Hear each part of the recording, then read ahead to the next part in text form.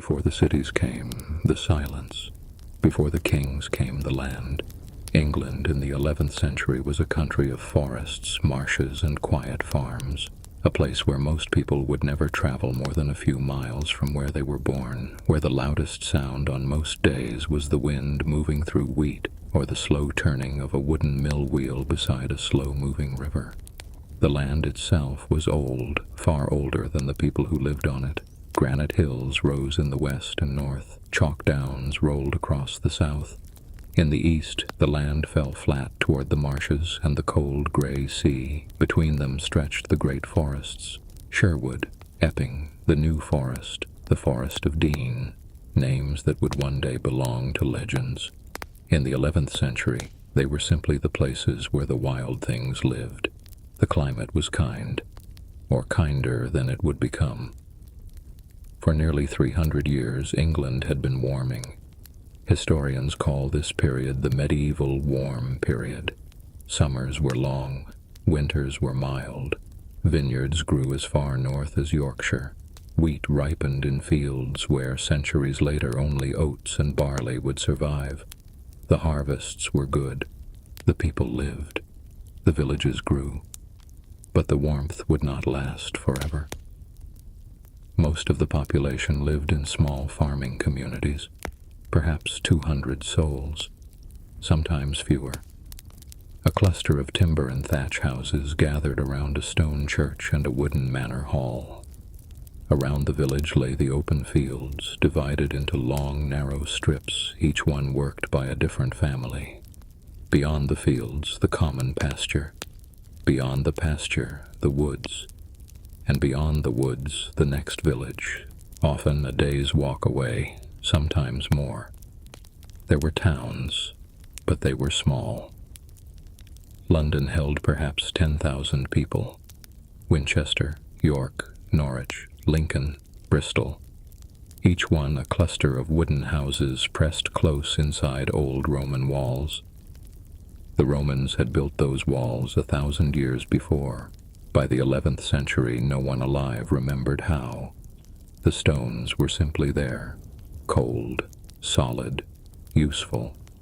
The roads were Roman too, the straight paved highways the legions had laid down across the country. Watling Street, Ermine Street, the Fosse Way. After the Romans left, the roads decayed. Grass grew through the cracks. Trees pushed up between the stones, but the roads remained, and travelers still used them. Carts, pilgrims, soldiers, peddlers, moving slowly across the green country. The English people of that time were not a single people. They were many.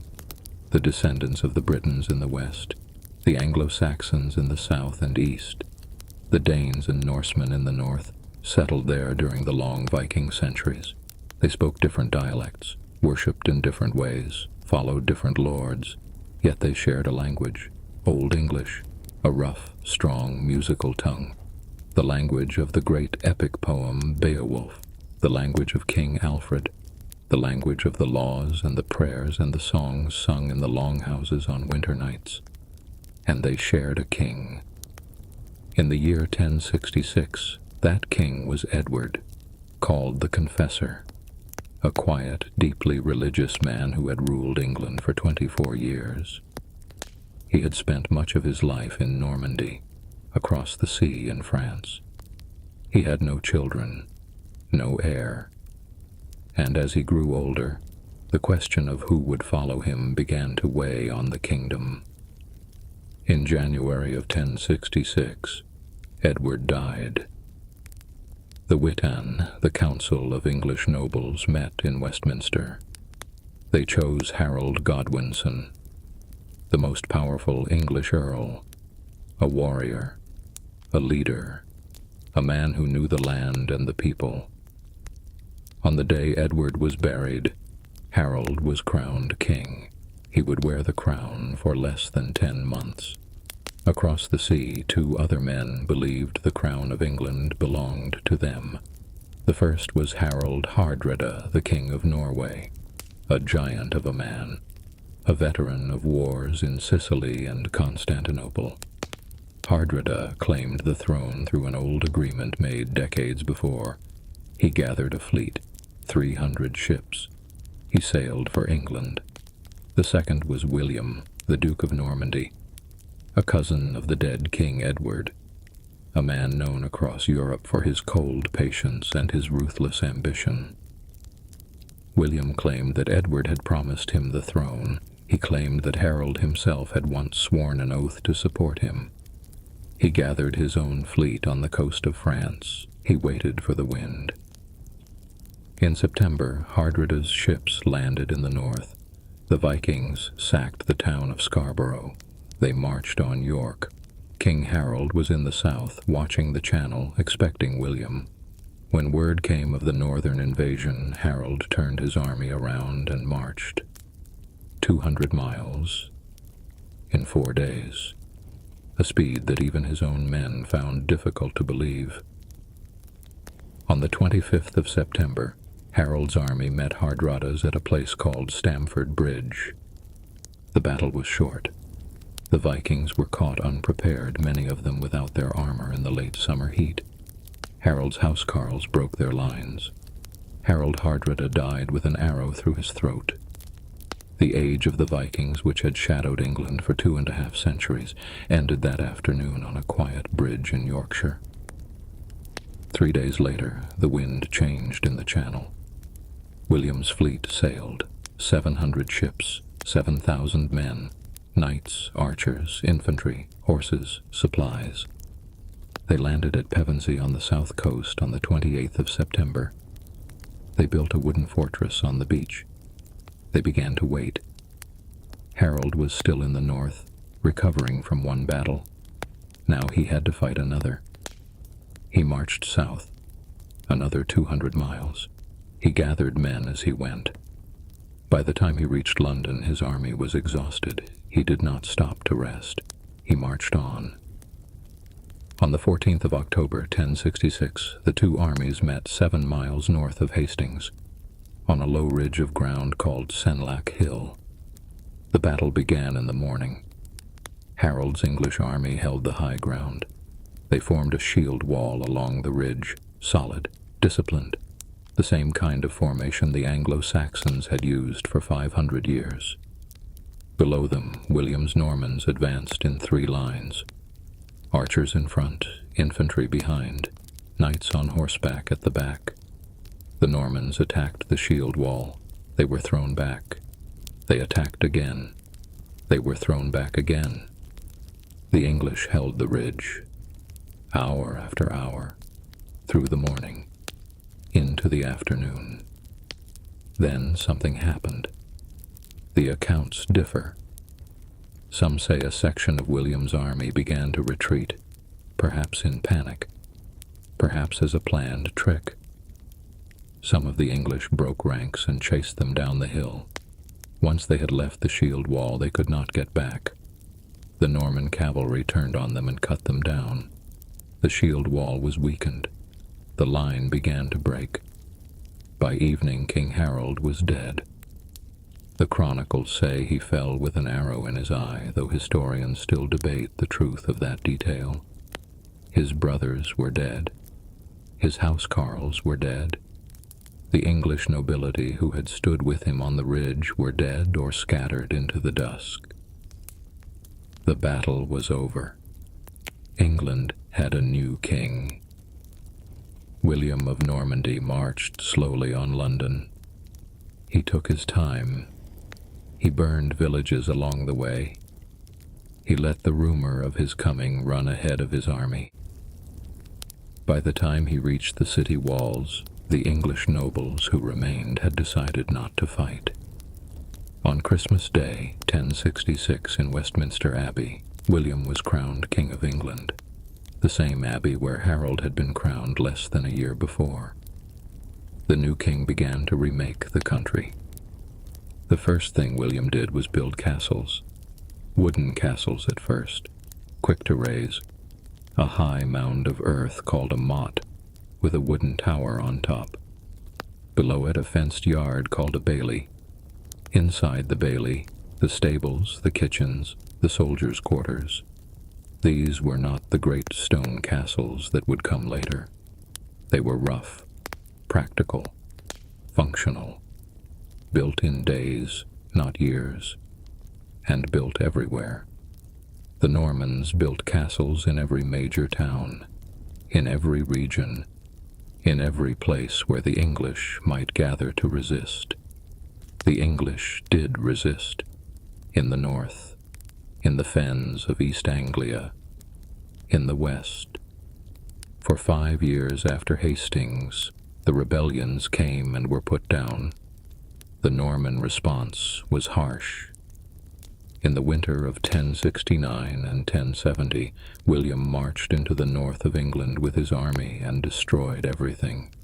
Villages burned, fields salted, livestock killed, wells poisoned.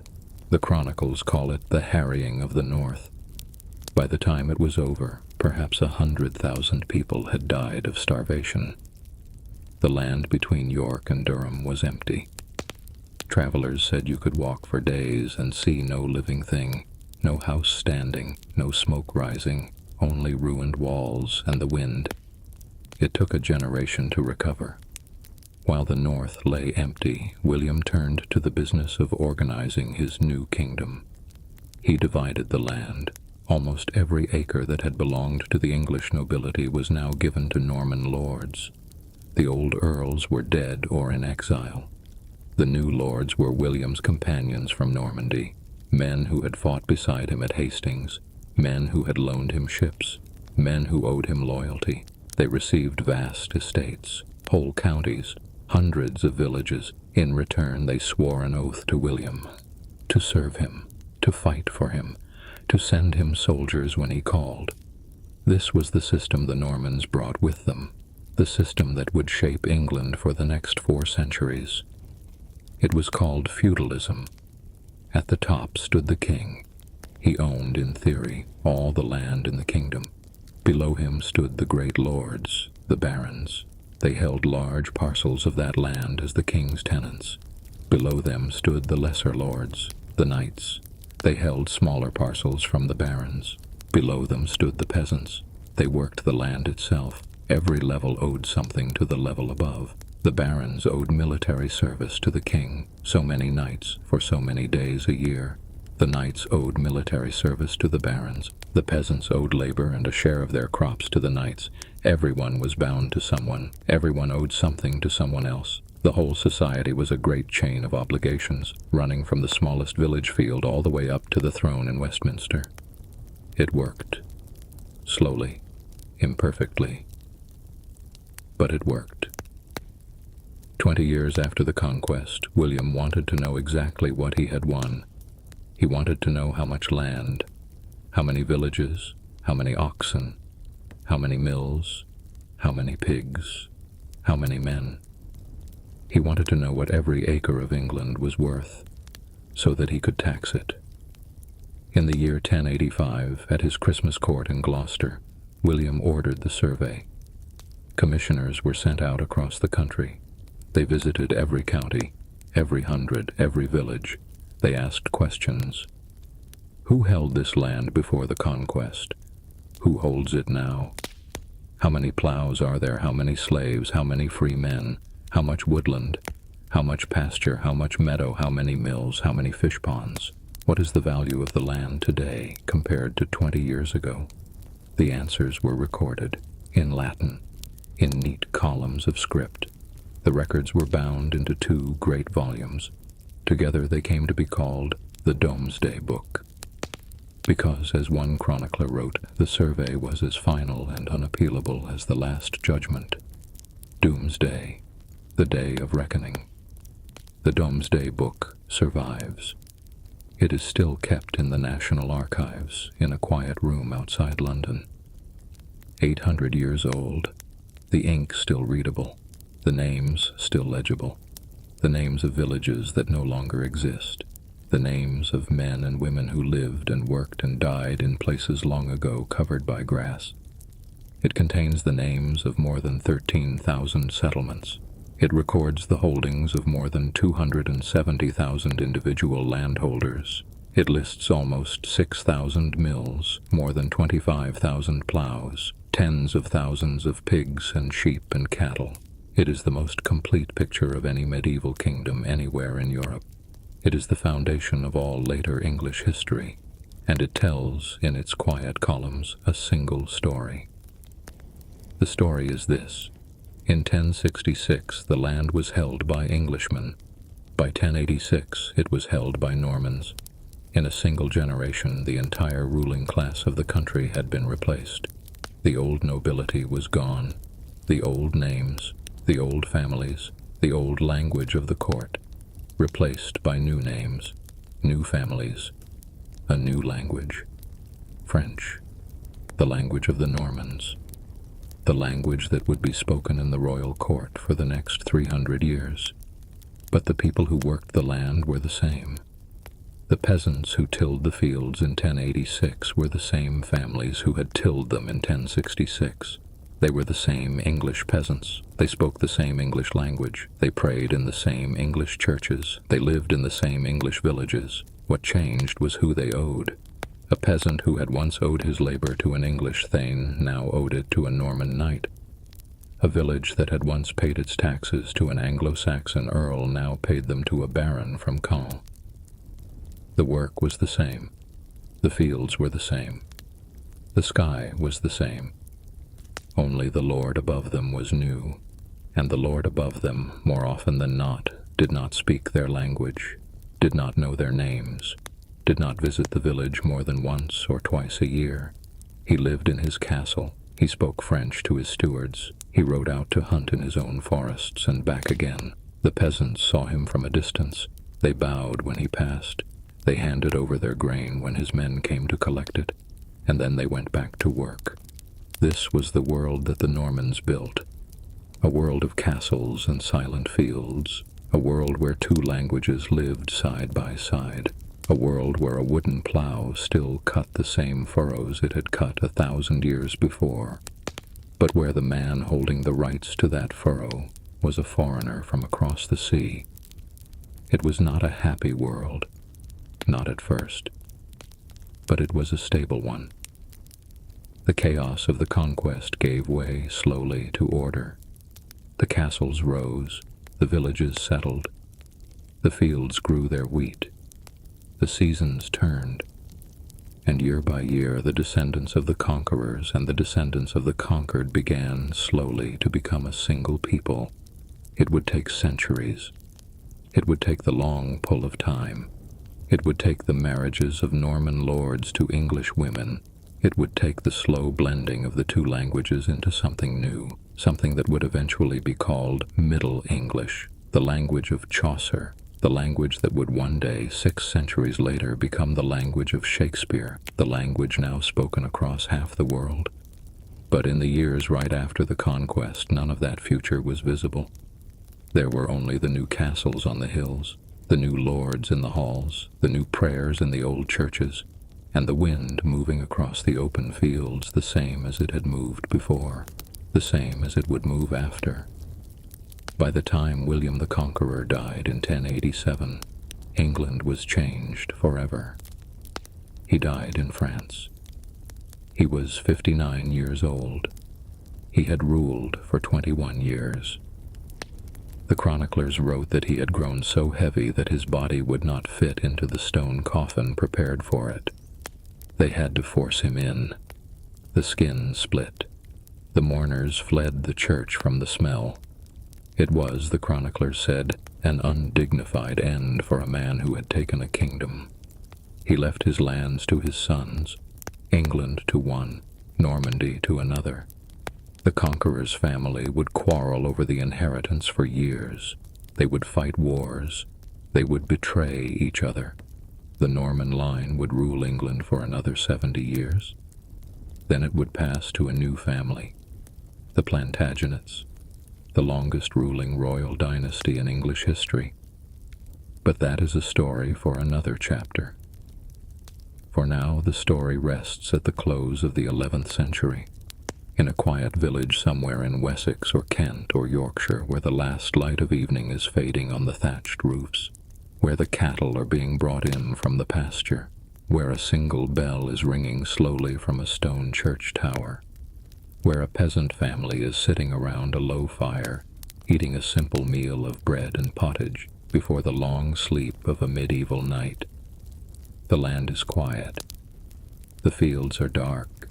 The forests stretch away into the gathering dusk, and somewhere on a hill above the village the dark shape of a new castle rises against the sky. The day in a medieval English village began before the sun.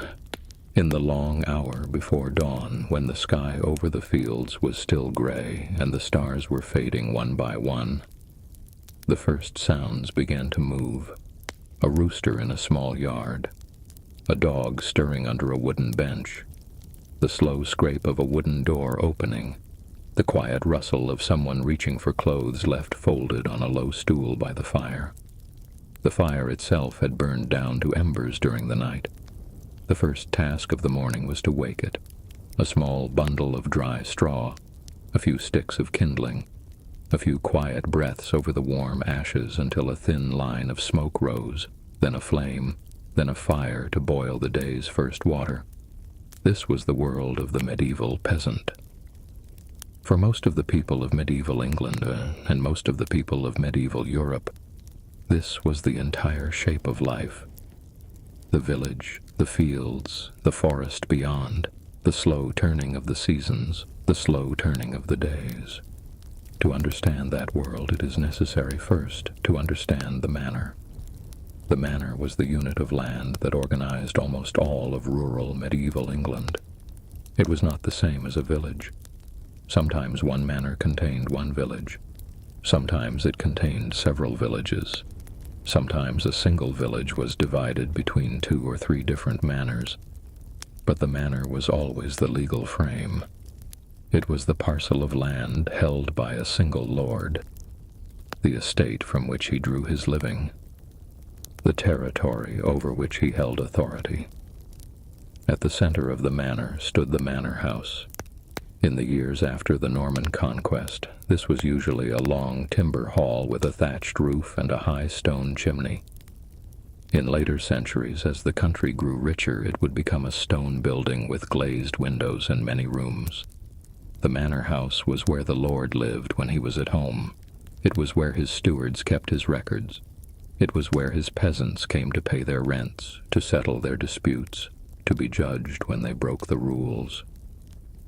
Near the manor house stood the church, stone-built even when the rest of the village was wood. A small bell tower, a square nave, a narrow chancel at the east end where the priest celebrated the Mass. The church was the second great building of village life. Every Sunday, every saint's day, every wedding, every burial, the whole village gathered there. The church bell rang for prayers, it rang for fires, it rang for storms, it rang when a man died. The church bell was the clock of the medieval world. Around the church and the manor house spread the village, a cluster of small houses, 20, 40, sometimes 100, built close together along a single road or gathered around a green where the geese grazed and the children played. The houses were small. Most were a single room. Walls of wattle and daub, woven sticks plastered with a mixture of clay, straw, and dung, a floor of beaten earth, a thatched roof of straw or reeds, a central hearth where the fire burned, a hole in the roof where the smoke escaped. No windows in the earliest centuries. Later, small openings covered with wooden shutters, a heavy wooden door. Inside, the furniture was simple. A long trestle table set up at meal times and taken down again. A few wooden benches, a wooden chest for clothes and tools, a bed in the corner. The bed was often little more than a sack of straw on the earth floor, covered with a wool blanket. The whole family slept together. Husband, wife, children, sometimes a grandparent, sometimes a servant. The animals slept inside too. In the cold months, the cow, the pig, and the chickens were brought into the house at night. Their warmth helped to heat the room. Their smell was simply part of the air a peasant breathed. Outside the door, the village stretched away. A few small gardens behind each house where the family grew herbs and vegetables. Cabbages, leeks, onions, beans, peas. Beyond the gardens, the lanes. Beyond the lanes, the fields. The fields were the heart of everything. Each manor had its open fields, usually 3 of them. Vast, unfenced expanses of plowland stretching from the edge of the village to the edge of the forest. Each field was divided into long, narrow strips. Each strip was a little under an acre. A peasant family did not own a single block of land.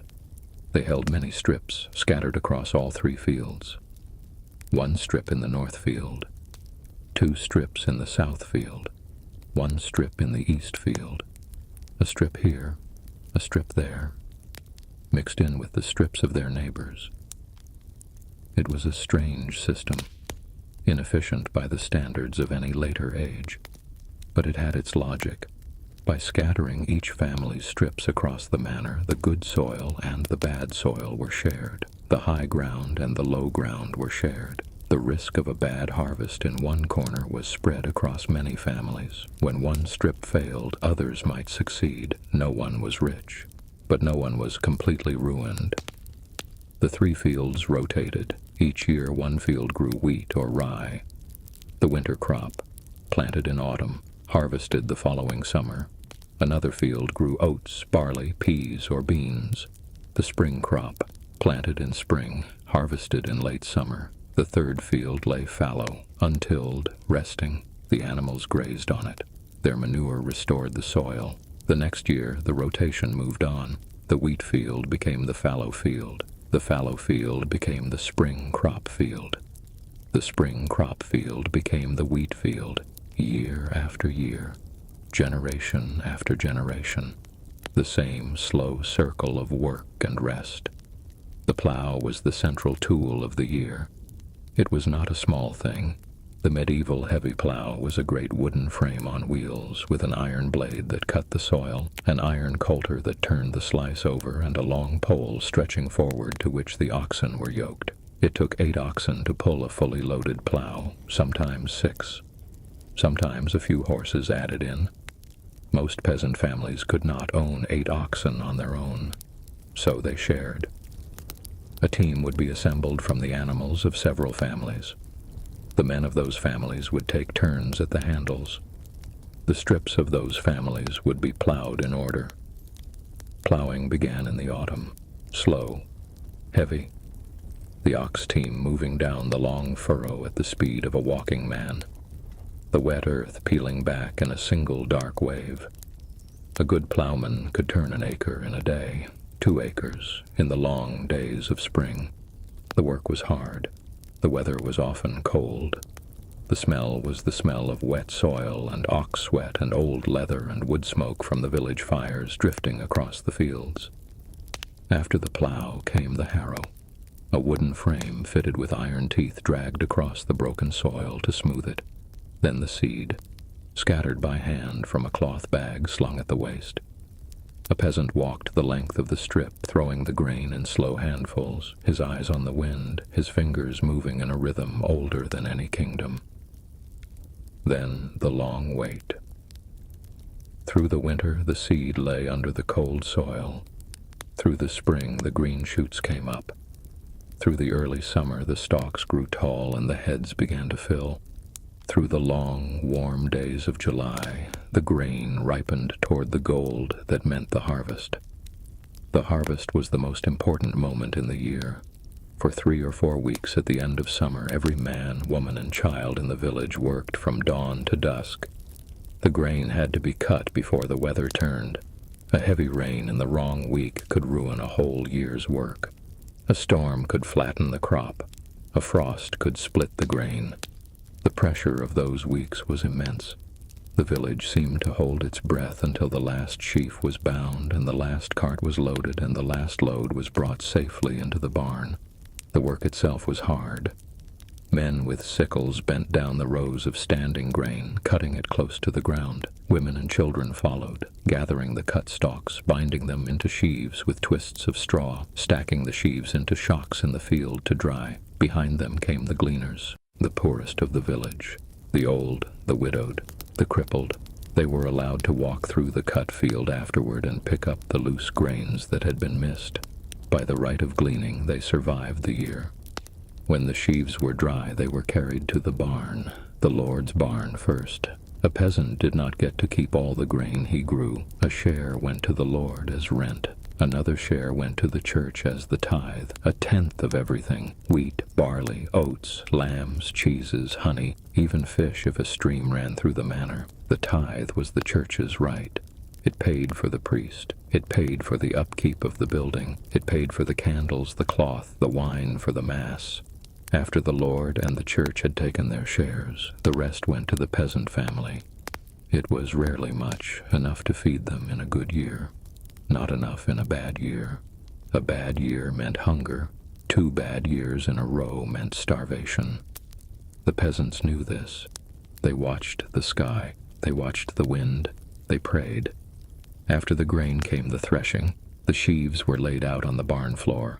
Men beat them with wooden flails, 2 heavy sticks joined by a leather hinge, to knock the grain out of the husks. The chaff was winnowed away in the breeze of the open doorway. The clean grain was poured into sacks.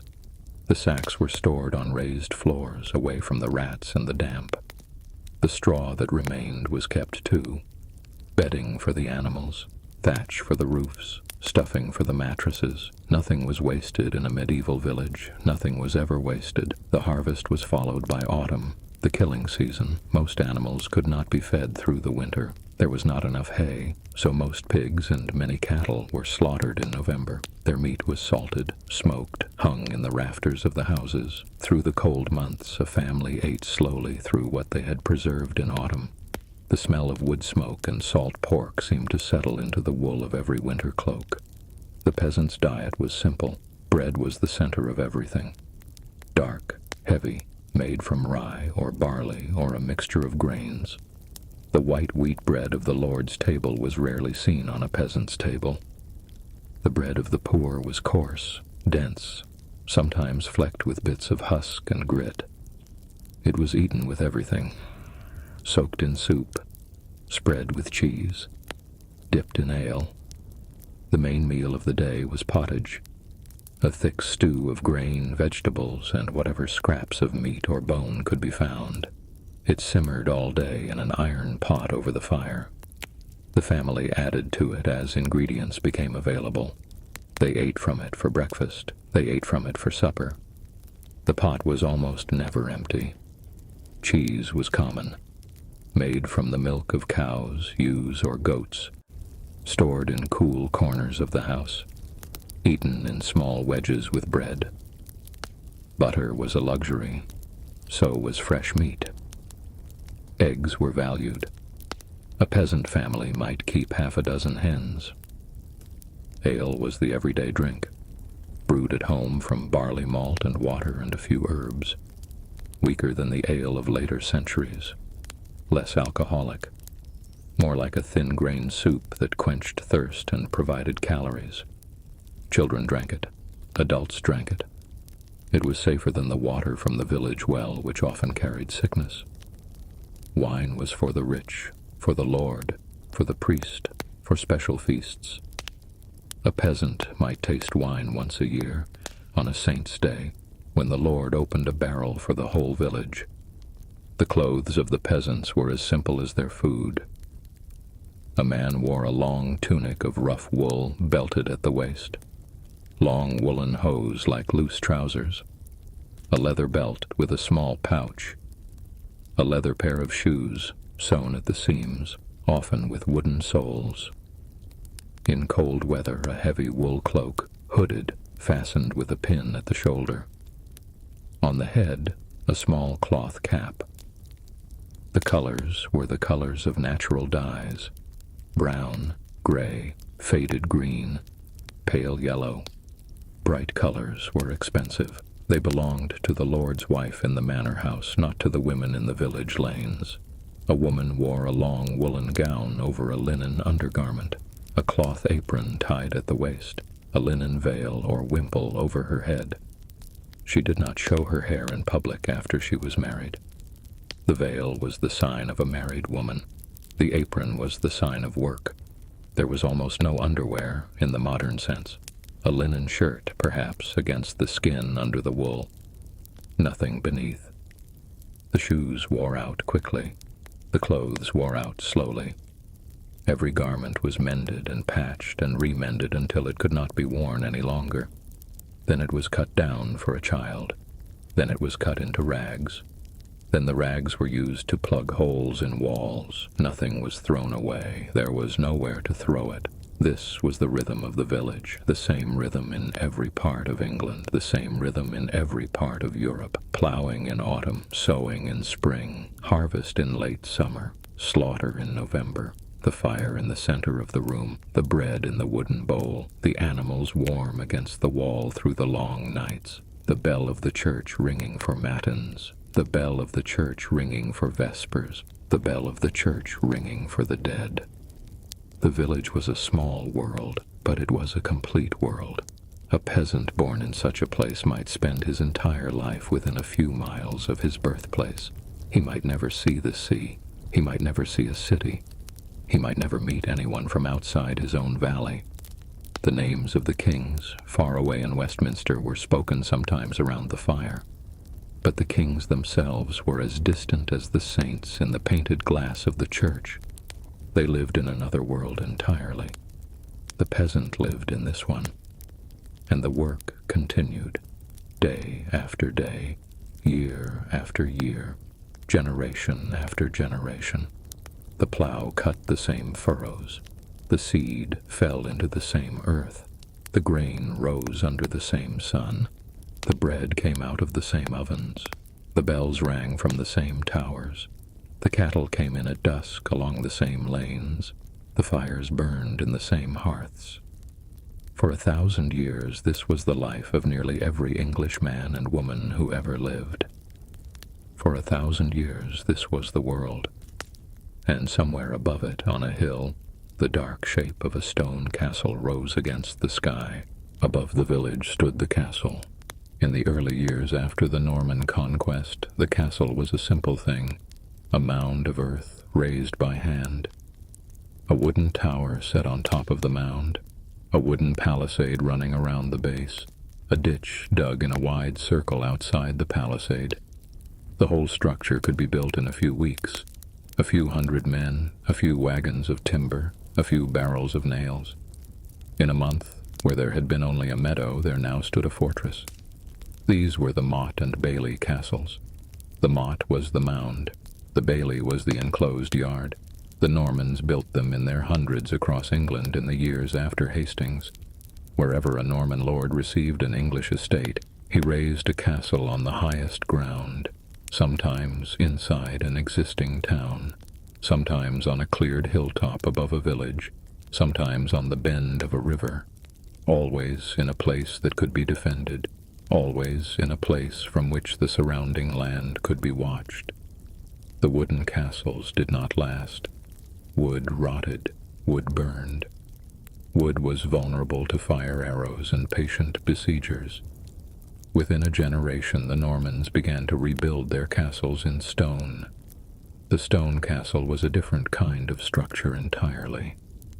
It began with the keep, a great square tower of cut stone, sometimes 100 feet tall, with walls 15 feet thick at the base.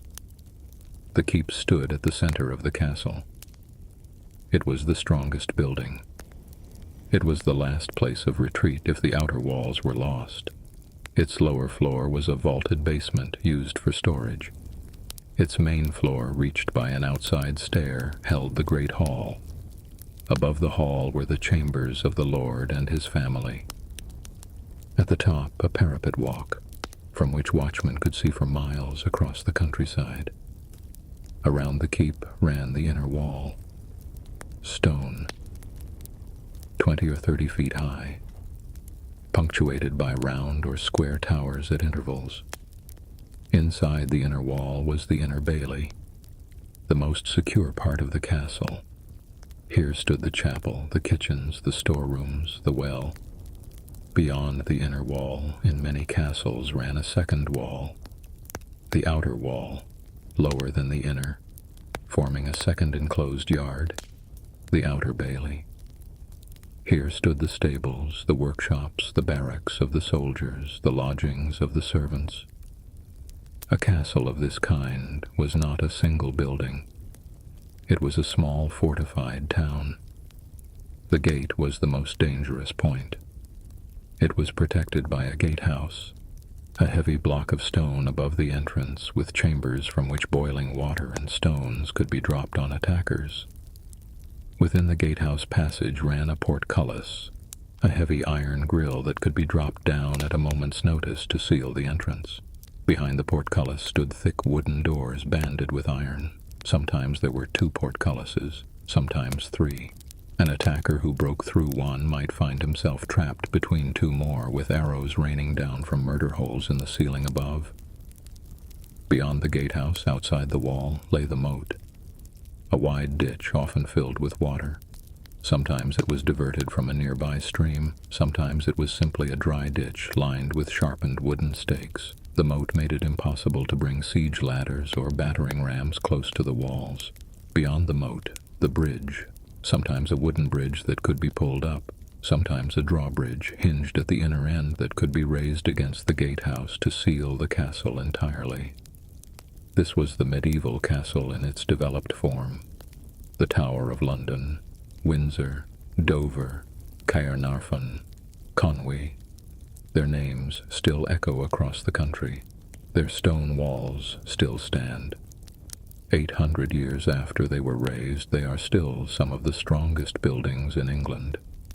Inside the castle lived the lord and his household. The lord himself was a knight, or the son of a knight, or descended from knights. The word knight had once meant something simple, a mounted warrior, a man who fought on horseback in the service of a king, but by the 12th century knighthood had become something more. A social class, a way of life, a code. A knight was a landholder. He held his land from a greater lord, perhaps a baron, perhaps the king himself, in exchange for military service. His income came from his manor, from the rents and labor and produce of the peasants who farmed his fields, from the tolls and fines and dues of the villages in his territory. In return for this income, the knight owed 40 days of military service to his lord each year. He was expected to come to war fully armed, with his own horse, with his own armor, with his own weapons, and often with a small retinue of his own. Squires, men-at-arms, archers, foot soldiers, drawn from the peasants and townsmen of his manor. This was the bargain at the heart of feudal society: land in exchange for war, income in exchange for service, wealth in exchange for blood. The armor of the early Norman knight was simple, a long shirt of chainmail called a hauberk. It reached to the knees. It had short sleeves. It was made of thousands of small iron rings, each one linked to 4 others. The whole garment weighed about 30 pounds. Beneath the mail, the knight wore a padded coat of linen and wool. The padding absorbed the shock of blows. Without it, a sword strike on the mail would still break the bones beneath. On his head, the knight wore a conical iron helmet with a nose guard. In later centuries, the helmet would grow more elaborate, a flat-topped helm enclosing the whole head, then a visored helm with a hinged front that could be raised to show the face. Then the full plate armor of the late Middle Ages, which would cover the body from head to toe in shaped sheets of polished steel. But in the 11th and 12th centuries, the knight in mail and helm was the formidable figure of his time. Almost no peasant weapon could harm him. A spear thrust would slide off the mail. A sword cut would barely break the rings. An arrow from a short bow would bounce away. Only a heavy crossbow bolt fired at close range or a long English arrow from a yew bow drawn to the ear could pierce the mail, and those weapons were not yet common. The knight's weapon was the sword, a straight double-edged blade about 3 feet long, a simple cross-shaped hilt, a round pommel at the end of the grip. The sword was heavier than later weapons. It was made for cutting more than thrusting. A blow from a knight's sword could break a man's arm through his shield. Beside the sword, the knight carried a long spear called a lance. The lance was used for fighting from horseback. It was held under the right arm, with the point projecting forward, level with the horse's head. A charge of mounted knights with lances was the most fearful sight on a medieval battlefield. The combined weight of horse, rider, and lance moving at full gallop could drive a lance point through a wooden shield, through a mail hauberk, through a man's body, and out the other side. The knight also carried a shield. In the early years it was kite-shaped, long, narrow at the bottom, wide at the top, designed to cover a horseman from the shoulder to the knee. In later centuries the shield grew shorter, more triangular, easier to handle on foot. The horse was the center of everything. A knight's horse was not a single animal. It was a stable. He had his war horse, the destrier, the great heavy animal trained for battle. He had a riding horse, the palfrey, for ordinary travel. He had a pack horse to carry his equipment. He had a smaller horse, called a rouncey, for his squire. The destrier alone cost as much as a small farm. Only a wealthy knight could afford one. Only a king could afford the best. The training of a knight began in childhood. A boy born to a knightly family did not stay with his parents past the age of 7. He was sent away to the household of another lord, often a relative, sometimes a powerful patron. He arrived as a page. He served at the table. He carried messages. He looked after horses. He learned manners. He learned how to ride. He learned how to handle a wooden sword. At 14, he became a squire. The squire was a knight in training. He attended a particular knight. He cared for the knight's horse. He polished the knight's armor. He carried the knight's spare weapons in time of war. He fought beside his master on the battlefield. He watched. He learned. He was expected in time to ride into battle himself with the same courage and the same skill. At 21, if the squire had served well, he might be knighted. The ceremony of knighting was a sacred thing. The night before, the candidate kept a vigil in the chapel. He fasted. He prayed. He confessed his sins. At dawn, he was bathed. He was dressed in a white robe, then a red tunic, then a black surcoat. He was led to the great hall. He knelt before his Lord. The Lord touched him on each shoulder with the flat of a sword. The Lord spoke the words, "Arise, Sir Knight." From that moment, the squire was a knight. He could carry his own banner. He could lead his own retinue. He could swear his own oaths to greater lords. He could hold land in his own right. He had entered the small, proud, dangerous fellowship of armed men who ruled medieval Europe. The fellowship had a code. It came to be called chivalry, from the French word cheval, meaning horse. The code of the mounted warrior. The code of the knight. Chivalry was many things. It was a set of rules for behavior in battle. A knight should not strike a fallen enemy. A knight should accept the surrender of a fellow knight. A knight should treat noble prisoners with courtesy. A knight should keep his sworn word. A knight should defend the weak. A knight should honor the church. It was also a set of rules for behavior in court. A knight should speak with grace. A knight should bear himself with dignity. A knight should treat women with respect. A knight should be loyal to his lord, faithful to his lady, generous to his friends, merciful to his enemies. It was also a set of rules for behavior in the world. A knight should be brave. A knight should be honest. A knight should be just. A knight should be temperate. A knight should be the kind of man whom other men trusted, whom women admired, whom God favored. The code was an ideal. Few knights lived up to it fully. Many fell far short. The medieval chronicles are filled with stories of knights who broke the code, knights who slaughtered prisoners, knights who burned churches, knights who betrayed their lords, knights who turned to robbery and murder. But the code remained. It was an aspiration, a standard against which behavior could be measured, an idea of what a knight should be even when actual knights were something less. The greatest test of a knight was war. Medieval war was not the constant condition of the country. England was, by the standards of the age, a peaceful kingdom. Long periods passed when no major war was fought on its soil. But there were always smaller wars. Border raids in the north against the Scots, border raids in the west against the Welsh, rebellions of disloyal barons, sieges of disputed castles, skirmishes between rival lords over disputed land. The local violence of medieval life was constant, even when great wars were rare. And then, every generation or two, came the great wars. The anarchy between King Stephen and the Empress Matilda in the 12th century, a civil war that lasted 19 years.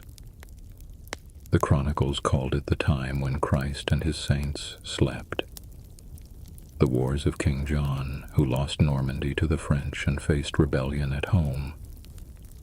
The wars of Henry III, fought against his own barons under Simon de Montfort. The wars of Edward I against the Welsh and the Scots.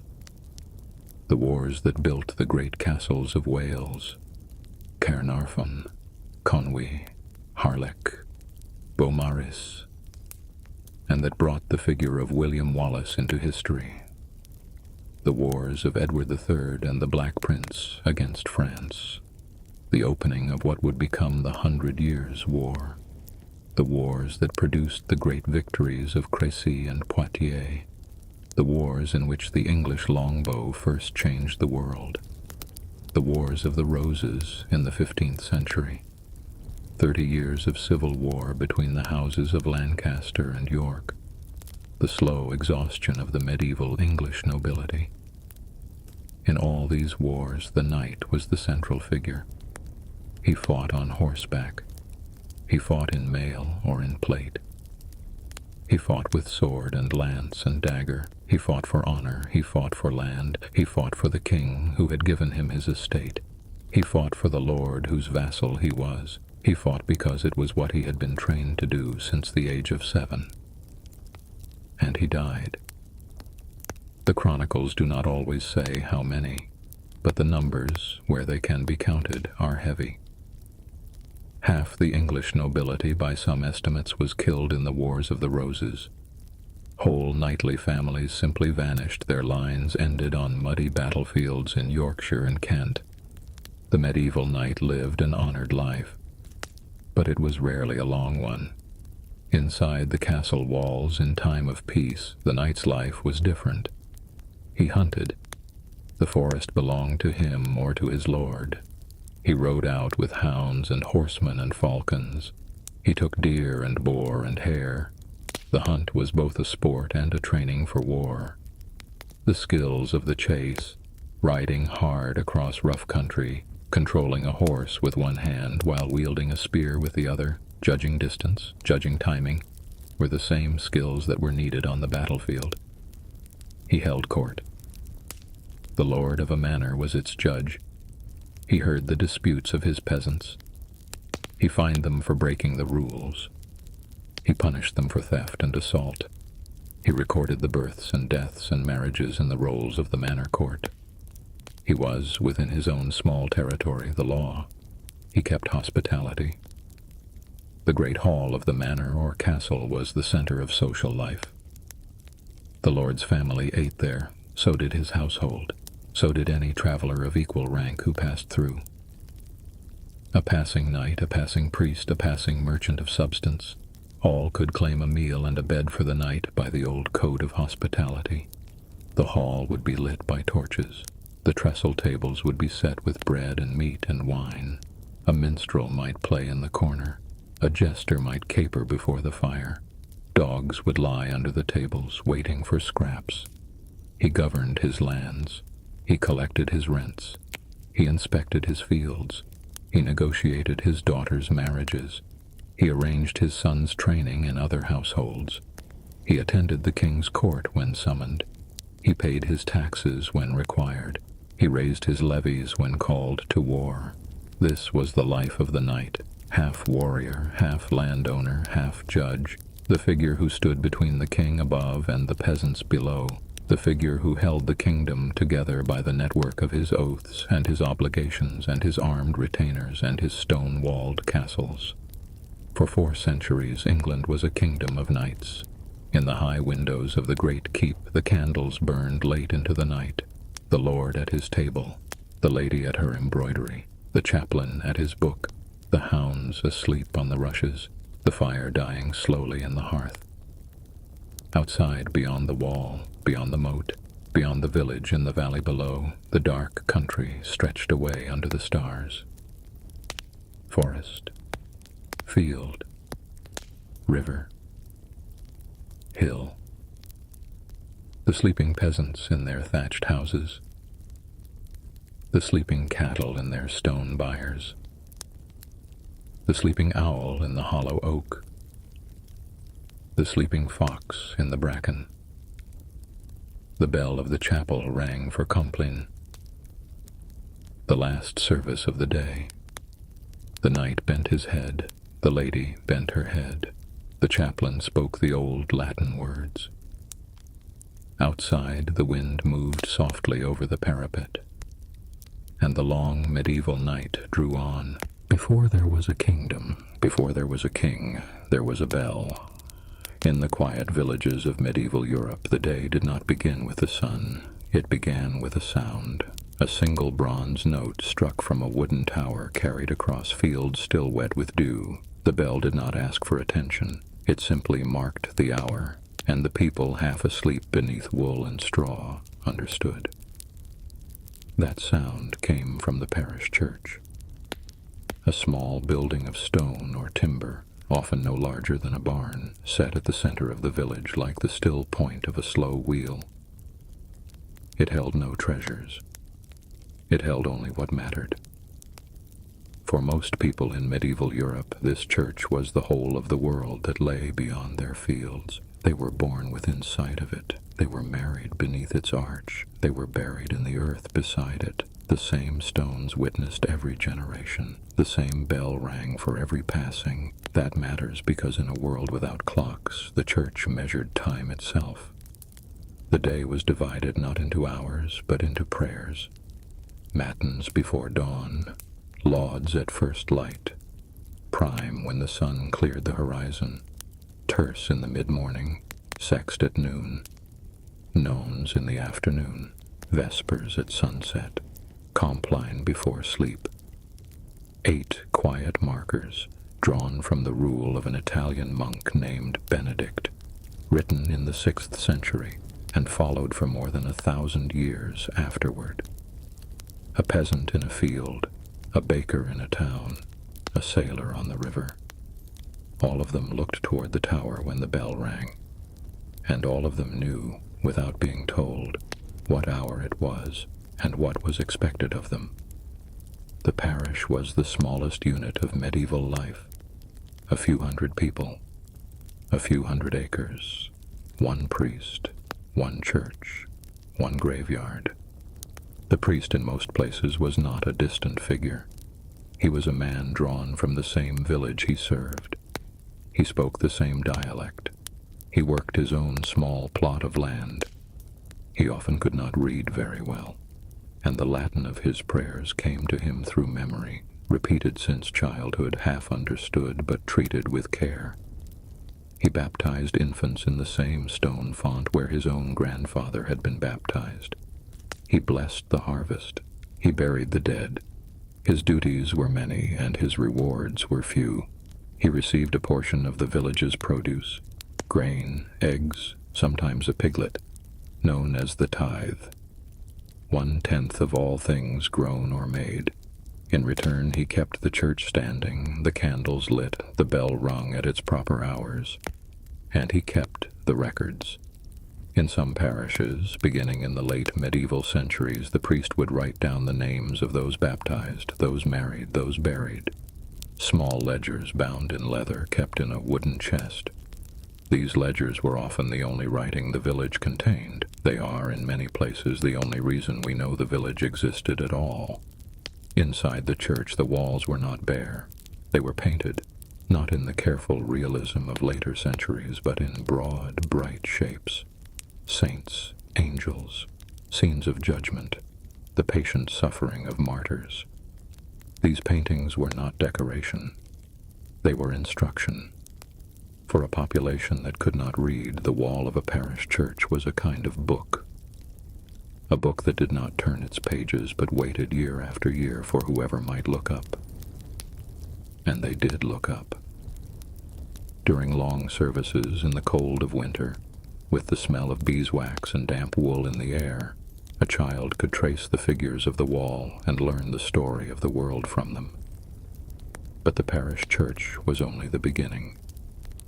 In the towns where wealth gathered, where roads met, where bishops held their seats, the buildings began to grow. They grew slowly at first, a larger nave, a higher tower, a second aisle. Then, beginning in the 11th century, something changed. The buildings began to reach. The style that emerged is now called Romanesque. Thick walls, round arches, small windows, stone so heavy that the church seemed to be pressing itself into the ground, holding the earth in place. The Romanesque cathedral was solid, defensive.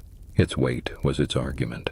And then, in the middle of the 12th century, near a small town north of Paris called Saint-Denis, an abbot named Suger began to rebuild his abbey church. He wanted light. He wanted height. He wanted the stone, which had always been heavy, to feel weightless. What followed was not a single invention. It was a series of solutions to a single problem. How does a wall support a roof while also holding glass? How does a vault rise higher without collapsing inward? How does light pass through stone? The answers came in pieces. The pointed arch, borrowed perhaps from buildings seen in the Holy Land. The ribbed vault, which directed the weight of the ceiling onto narrow stone columns. The flying buttress, which carried the outward thrust of the walls away from the building, into great stone arms that stood outside the church like the legs of a kneeling figure. These three elements, used together, changed everything. Walls no longer had to be thick. They could be opened, and into those openings went glass. Colored glass. Glass that turned sunlight into something the medieval mind had never imagined a building could contain. This new style, born in France, spread across Europe in the 12th and 13th centuries. It had no name at the time. Centuries later, scholars of the Renaissance, who preferred the cleaner lines of Greece and Rome, gave it a dismissive name. They called it Gothic. The name stayed. The buildings outlasted the insult. A cathedral was not built in a lifetime. It was not built in two. The Cathedral of Chartres in northern France was begun in the late 12th century, after a fire destroyed an earlier church on the same site. The nave was completed within a few decades. The towers, the windows, the carvings of the western front, these took longer, much longer. The cathedral as it stands today required nearly a century of continuous work, and Chartres was, by medieval standards, fast. The Cathedral of Cologne, in what is now Germany, was begun in the year 1248. Construction continued in fits and starts for more than 600 years. Work stopped in the 16th century with the building unfinished. A great wooden crane stood on the south tower for 300 years, frozen in place, becoming itself a landmark of the city. The cathedral was finally completed in 1880, using the original medieval plans which had been rediscovered in an attic. 600 years, 20 generations of stonecutters. None of them lived to see the building finished. None of them expected to. That matters because the men who built the cathedrals were not building for themselves. They were not building for their children. They were building for a future they would never witness, in a place they would never see completed for reasons that lay beyond a single human life. The master mason was the man who held the whole vision in his head. He was the architect, the engineer, the foreman. He kept the plans, often drawn on parchment, sometimes scratched directly into the floor of a workroom built beside the rising cathedral. He directed the carvers, the glaziers, the carpenters, the laborers. He read the weather. He knew which stones would hold and which would crack. He understood the geometry that kept a vault from falling, though he had no calculus and no algebra. He worked from rules of proportion passed down from master to apprentice, often without ever writing them down. When a master mason died, the work continued. A new master took up the unfinished plan. Sometimes the new master changed the design. The west front of Chartres is older than the east. The two towers do not match. One is plain, the other is laced with stone tracery added 300 years later. The cathedral records its own history and the differences between its parts. The stone came from quarries, sometimes nearby, sometimes far away. It was cut in great blocks, loaded onto wagons or river barges, and brought to the building site. A single cathedral could consume tens of thousands of tons of stone. Chartres is estimated to contain more than 200,000 tons. The Cathedral of Amiens, more than 300,000. To lift this stone, the medieval builders used a machine that has changed very little in 1,000 years. The treadwheel crane. A great wooden wheel, large enough for a man to stand inside, turned by his own walking. As the man walked, the wheel turned and a rope wound around an axle, lifting a stone block toward the upper levels of the rising wall. A single treadwheel could lift loads of more than a ton. Larger cranes used two wheels side by side, each with a man inside. These cranes were not removed when the cathedral was finished. Many of them stayed in the attics, the towers, the spires, left in place in case they were ever needed again. Some are still there. The treadwheel in the south tower of Salisbury Cathedral in England dates from the 14th century. It has not turned in centuries, but it has not been taken down either. The stone was carved on the ground, fitted, marked, then lifted into place. Each stone bore the mark of the mason who cut it. These marks, small lines and angles scratched into the surface, were how the masons were paid. A stone with no mark was a stone no one would be paid for. The marks survive, often invisible from the ground, hidden in the upper joints, in the dark corners of vaults. They are a quiet record. Each one is the signature of a man who lived and worked and is otherwise unknown. And around the building, while the stone rose, a small town gathered. The masons lived in lodges built against the cathedral wall, long wooden buildings where they worked in winter, sheltered from rain and snow, carving the stones that would be raised when the weather turned. The lodges were also schools. Apprentices learned beside masters. Tools were shared. Drawings were kept. The lodge was where the cathedral was, in a sense, dreamed. The most famous feature of the great cathedrals is not their height. It is their windows. Stained glass was not new in the Gothic period. It had existed in the churches of the Roman Empire, but it had never been used at this scale. It had never been used to replace walls. The glass was made in small workshops near the cathedral. Sand, ash, and metal oxides were melted together in a clay pot heated for hours over a wood fire. Cobalt for blue, copper for red and green, manganese for purple. The molten glass was blown into a long bubble, then cut and flattened into sheets while still warm.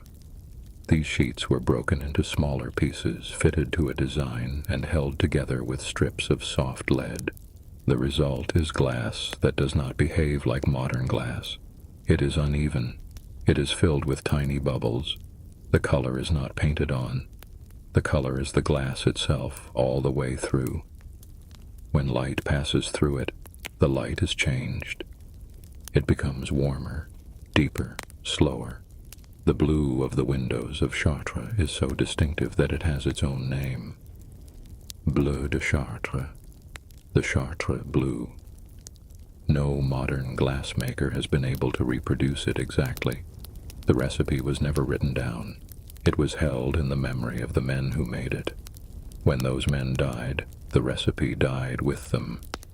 What remains is the glass itself, set in stone, almost 900 years old, still passing the light of the same sun across the same floor. A medieval visitor who entered Chartres on a clear morning would have seen something that no other building in their world could offer. A stone room filled with colored light, light that moved through the day, light that fell on the worn floor in pools of red and blue and gold. To a person who lived in a house with one small window, or no window at all, this was not a building. It was a vision. It was, in the most literal sense, an image of heaven. The cathedral was a church, but it was also more than a church. It was the courthouse in many cities. Bishops served as judges. Charters were sealed in the chapter house. It was the school. Cathedral schools, beginning in the 11th century, trained the clerks, the lawyers, the administrators who staffed the courts of kings. From these schools, in time, grew the first universities. The University of Paris began as a cathedral school attached to Notre Dame. The University of Oxford grew from a similar arrangement. It was the marketplace. The square in front of the cathedral was the meeting place of the city. Fairs were held there. Merchants set up tables along the cathedral walls. The shadow of the building marked the hours of trade. It was the museum. Reliquaries, gold-worked boxes containing the bones or possessions of saints, were kept in the cathedral treasury. Pilgrims came from hundreds of miles to see them. Some pilgrims came on foot. Some came on their knees. Routes of pilgrimage, like the road to Santiago de Compostela in northern Spain, were marked by cathedrals at every major stop, each one offering a different relic, a different saint, a different reason to pause and pray. And it was, in the most literal sense, a calendar. The position of the rising sun on the morning of the longest day sent a beam of light through a specific window. The position of the setting sun on a saint's feast day fell on a specific stone in the floor. The cathedral was oriented to the east, toward Jerusalem, toward the rising sun, toward the resurrection. Its very shape was a map of belief. A medieval person standing inside such a building understood, without being told, that they were standing at the center of something. The walls rose above them. The windows rose above the walls. The vaults rose above the windows. And above the vaults, painted in many cathedrals on the underside of the high stone, was a field of blue, scattered with stars. The roof of the cathedral was the roof of the world. The floor of the cathedral was the floor of the earth. The space between was the space of human life. And that is why these buildings, even now, even to those who do not share the beliefs that built them, still draw people in. They were not designed to impress. They were designed to hold 1,000 years of footsteps, to hold 1,000,000 quiet prayers, to hold the slow, patient labor of generations who never expected to see their work completed. The bell still rings in many of these towers. The same bronze note, the same slow circle of hours. Matins, lauds, prime, terce, sext, nones, vespers, compline. The day, divided as it has been divided for 1,000 years. The cathedral, standing as it has stood for almost as long.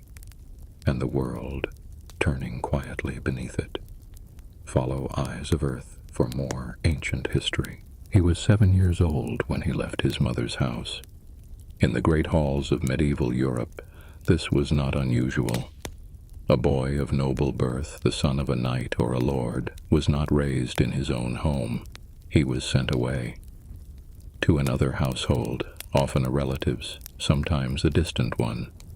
There he would live for the next 14 years of his life. There he would learn to be a knight.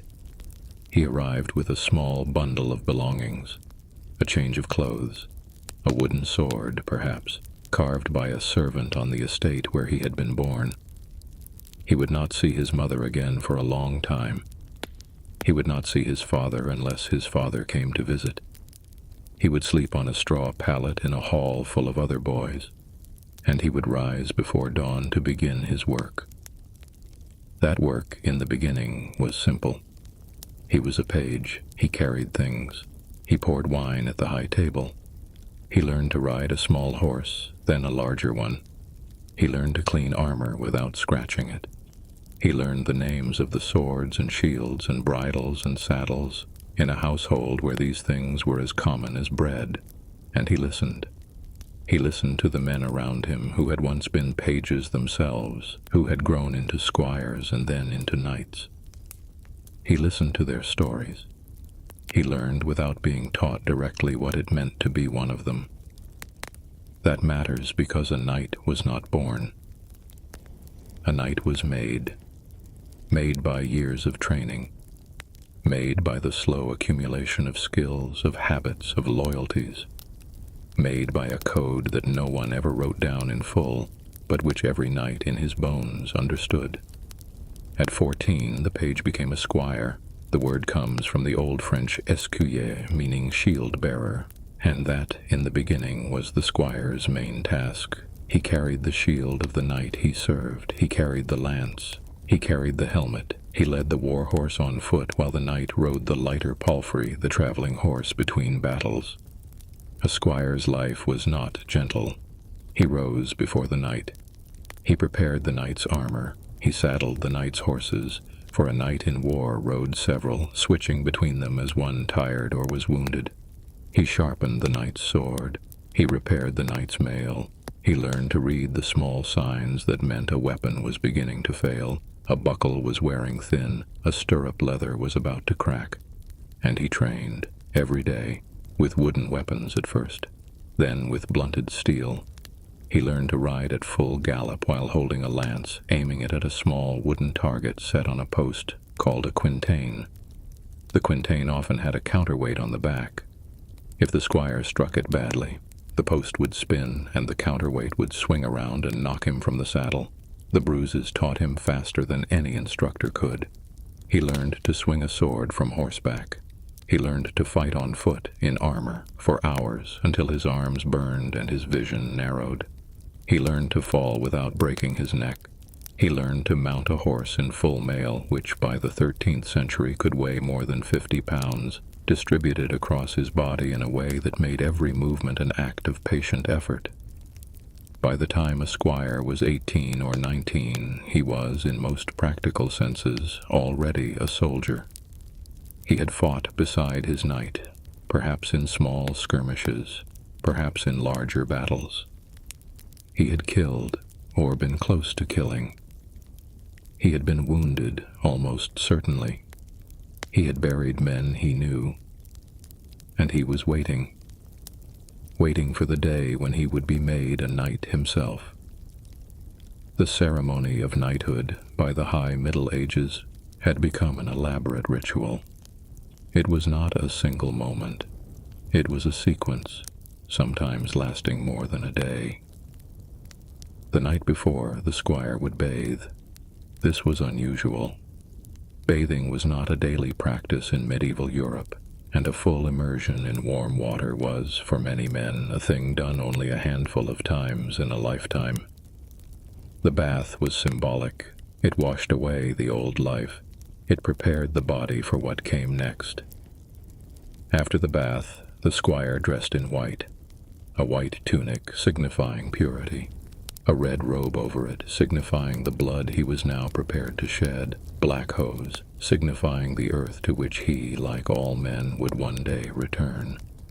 Then he went to the chapel. He spent the night there, alone, kneeling, his sword laid on the altar before him. He was expected to pray, to reflect, to consider the weight of what he was about to take on.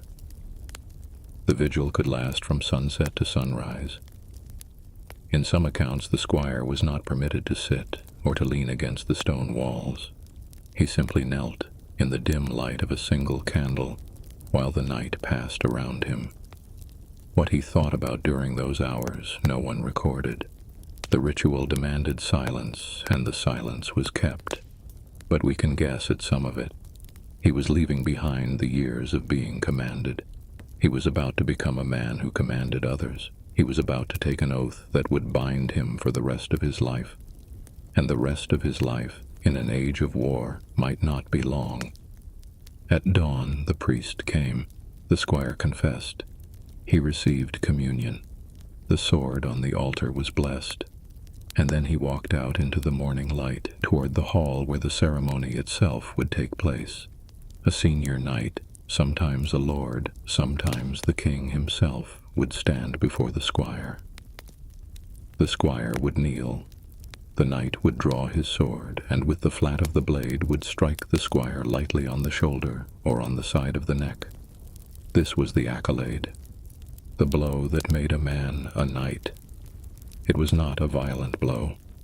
It was a tap, a gesture, a symbol of the last strike the new knight would ever receive without striking back. After the blow, the new knight rose. He was given his spurs, usually gilded, sometimes silver. The spurs were the mark of the mounted warrior, the man who fought from horseback. To be stripped of one's spurs in later centuries was a punishment of disgrace. To wear them was to declare that one had been judged worthy. Then came the sword. The new knight's own sword, or one given to him for the occasion, was girded around his waist by the senior knight. The act of girding, of placing the belt around another man's body, was a gesture of trust, of admission into the brotherhood. The sword now belonged to him. It would be his weapon, his tool, his companion, until he died, or until he was no longer able to lift it. And he took the oath. The exact words varied by region and by century, but the substance was the same. He swore to defend the weak, to protect the church, to honor women, to keep faith with his Lord, to speak the truth, to show mercy to a defeated enemy, to die rather than break his word. These were not abstractions. They were practical commitments. A knight who failed to keep his word could be stripped of his rank. A knight who killed a defeated and disarmed opponent could be tried by his peers. A knight who refused to defend his lord in battle was, in the language of the time, a traitor, and the consequences for treason were severe. The code was called chivalry. The word comes from the French chevalier, meaning horseman. To be chivalrous was, in its first meaning, simply to behave as a horseman ought to behave. Over time, the word came to mean something more. It came to mean the whole bundle of virtues that the knight had sworn to live by: courage, loyalty, generosity, restraint. It would be a mistake to imagine that every knight lived by this code. Many did not. The medieval chronicles are full of knights who broke their oaths, knights who plundered villages, knights who attacked merchants on the roads, knights who in the chaos of war killed civilians and prisoners with the same indifference they showed to enemy soldiers.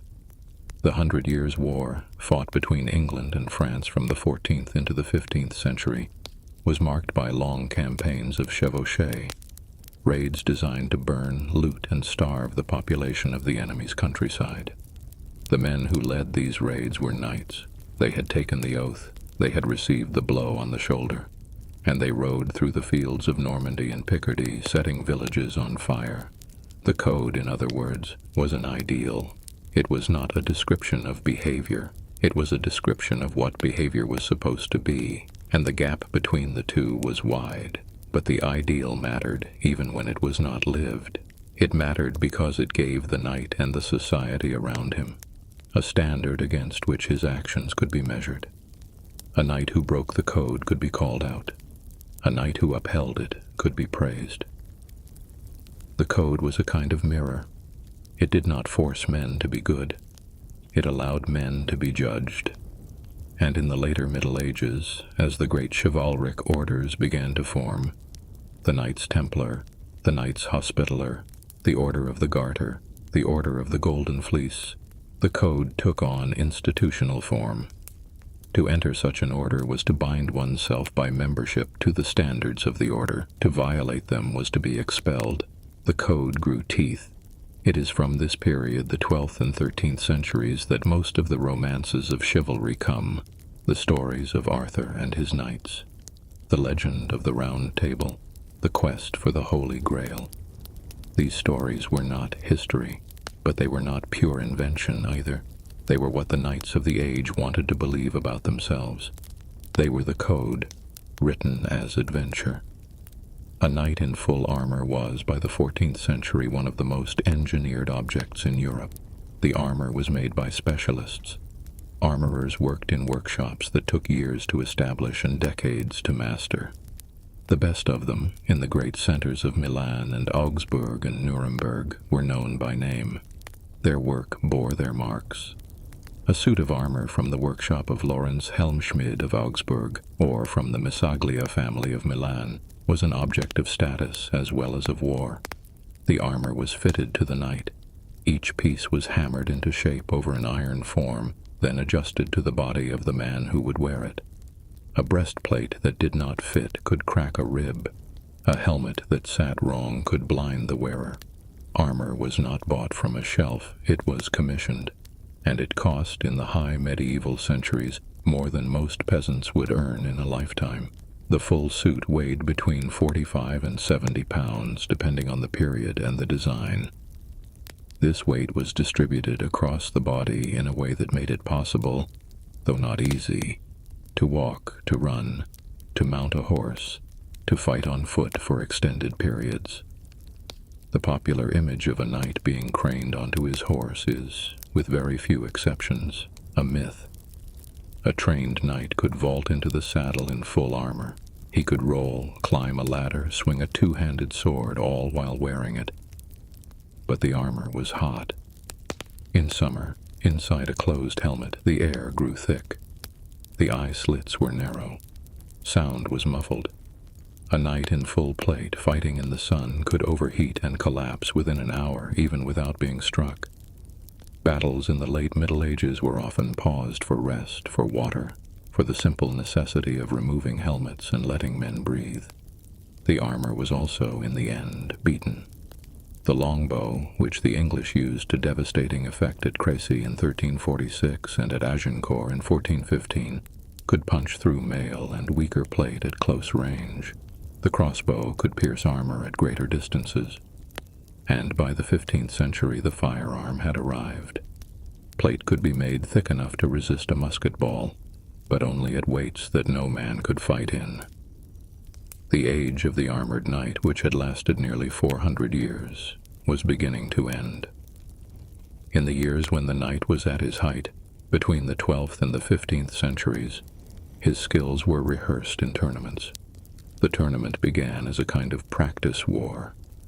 Knights would gather in the open country, divide into two sides, and fight a sprawling mock battle called a mêlée. The weapons were blunted, but not always sufficiently. Men were killed. Men were ransomed. A knight who unhorsed another knight could claim his armor and his war horse as prize, and the loser could be held until his family paid for his release. For some knights, the tournament was not a sport, it was a profession. They lived from one event to the next, gathering ransoms, building reputations, sometimes accumulating great wealth. By the 14th century, the mêlée had given way to the joust. Two knights, alone, on opposite sides of a wooden barrier, charging each other with lances. The lance was designed to splinter on impact, scattering shards of wood into the air. The points were scored by the number of strikes, by the placement, by the breaking of the lance. The crowds came in great numbers. The tournament became a spectacle. The kings of England and France hosted them as instruments of court, occasions where alliances were displayed, marriages arranged, fortunes spent. But beneath the spectacle, the knight himself was becoming obsolete. The armies of the late Middle Ages were changing. Professional infantry drawn from the towns, equipped with pikes and longbows and eventually firearms, were defeating mounted knights in open battle. The Swiss pikemen at Sempach in 1386, the English archers at Agincourt in 1415, the Bohemian infantry of the Hussite Wars in the 1420s. Each of these forces showed that disciplined foot soldiers, properly equipped, could break a charge of heavy cavalry. The knight who had ruled the battlefield for centuries was no longer the decisive weapon. The code outlasted the man. Long after knights had ceased to matter on the battlefield, the ideals of chivalry continued to shape European culture: courts of love, orders of honor. The language of the gentleman, which in English and French and German still carries the echo of the medieval knight, still speaks of honor and duty and word. The knight, in the end, was not killed by the longbow. He was not killed by gunpowder. He was killed by time, by the slow, patient transformation of the world into something he no longer fit. The horse gave way to the rifle. The castle gave way to the cannon. The hall gave way to the parliament. And the knight, who had once been the most powerful figure in the European countryside, became a memory, a figure in a story, a boy on a horse, riding out at dawn into a world that had moved on without him. And somewhere behind it all, the bell still rang. The parish church we left in the last chapter still stood. The hours still passed. The villages still gathered for the harvest, still buried their dead beside the church walls, still listened, before sunrise, for the bronze note that marked the beginning of another day. The night rode out of history. The bell did not. Follow Eyes of Earth for more ancient history. It did not begin in Europe. It began somewhere in the interior of Central Asia, in the vast grasslands east of the Caspian Sea, where the winters are long and the distances between settlements are measured not in miles but in days of riding. Somewhere in that space, in the early 1340s, something changed in the animal world. A bacterium that had existed for centuries in the bodies of rodents, marmots, gerbils, the small creatures of the steppe, began to move into fleas, from fleas into the bodies of larger animals, from larger animals into the bodies of men. The men who died first left no records. They lived far from any city, far from any scribe who might have noted their passing. What we know of the early years comes from fragments. A Nestorian Christian inscription found in the Kyrgyz steppe, carved in 1338, mentions a plague that killed 3 people from one community in a single season. A note, a name, a date, nothing more. The disease moved along trade routes. The Mongol Empire, at its height in the 14th century, controlled the largest continuous land empire the world had ever seen. From China to the Black Sea, the roads were open. Merchants moved silk and spices and horses and grain. They also moved, without knowing it, the fleas in the folds of their clothing, the rats in the holds of their ships, the invisible passenger that had no name yet and needed none. By 1346, the plague had reached the Crimean Peninsula on the northern shore of the Black Sea. There, a Genoese trading post called Kaffa sat on a small headland above the water. The Mongols, under Khan Jani Beg, had besieged the city. Their soldiers were dying of the sickness. According to one account, written by a Genoese lawyer named Gabriele de Musi, the Mongols loaded the bodies of their dead onto catapults and hurled them over the walls of the city. Whether this is exactly what happened, historians still debate. What is not debated is what came next. The Genoese merchants of Kaffa fled. They boarded their ships and sailed west toward home. They carried the plague with them. In October of 1347, 12 Genoese galleys entered the harbor of Messina on the northeastern tip of Sicily. The dock workers who came to meet them found something wrong. The sailors on the ships were sick. Some were already dead. Those who still moved were covered in black swellings, in the groin, in the armpits, at the neck. Swellings the size of an egg or of an apple, hard and hot to the touch, oozing blood and pus. The sailors' skin was dark in patches. Their breath came in short, shallow pulls. Their eyes were red. Their speech, when they managed it at all, was confused. The authorities of Messina ordered the ships out of the harbor immediately. The galleys were driven back to sea, the sick still aboard, but it was already too late. The plague had come ashore. What followed is one of the most documented catastrophes in human history. Contemporary accounts survive from across Europe, from Sicily and Italy, from France and England, from Germany and Scandinavia and Poland.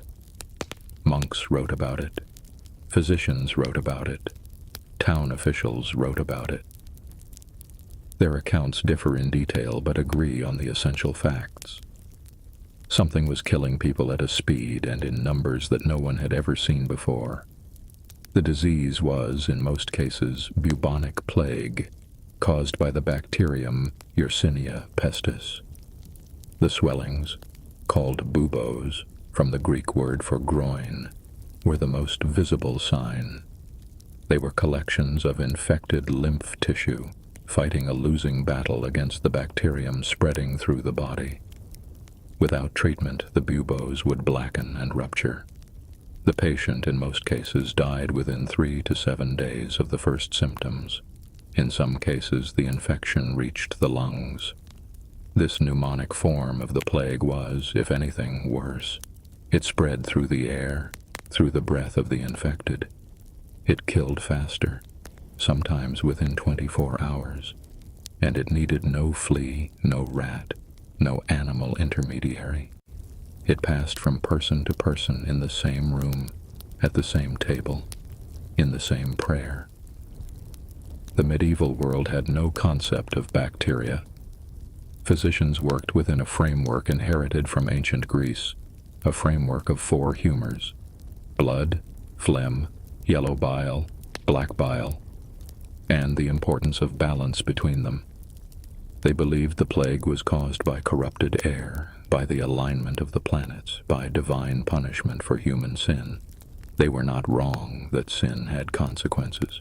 They were simply wrong about which kind of sin and which kind of consequence. The plague moved faster than anyone expected. From Sicily it crossed to the Italian mainland by the end of 1347. By the spring of 1348 it had reached Florence, Genoa, Venice, Pisa.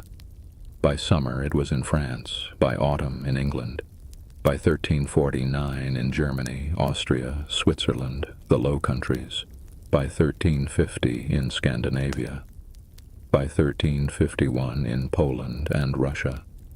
The speed was not uniform. It moved faster in cities where people lived close together, where rats shared walls with merchants, where the flea could travel from one body to the next without ever crossing an open space. It moved more slowly in the countryside, though it still moved. A village might be spared for a season, while the village 10 miles down the road was buried. Then the season turned, and the spared village was not spared anymore. In Florence, Giovanni Boccaccio, who survived the plague and wrote about it in the introduction to his Decameron, described what he saw in the streets of the city in the spring of 1348. The dead were laid in front of doors by families who could not or would not bury them. Carts moved through the streets at dawn, collecting bodies the way carts collect refuse. Churches filled with coffins, stacked 3 deep, then 4. Then the coffins ran out and the bodies were lowered into mass graves, layer upon layer, covered with a thin scraping of earth before the next layer was added. The city of Florence had a population of approximately 90,000 people before the plague arrived. By the time it passed, perhaps 30,000 remained. 60,000 people dead in a matter of months in a single city. That matters because Florence was not exceptional. It was representative.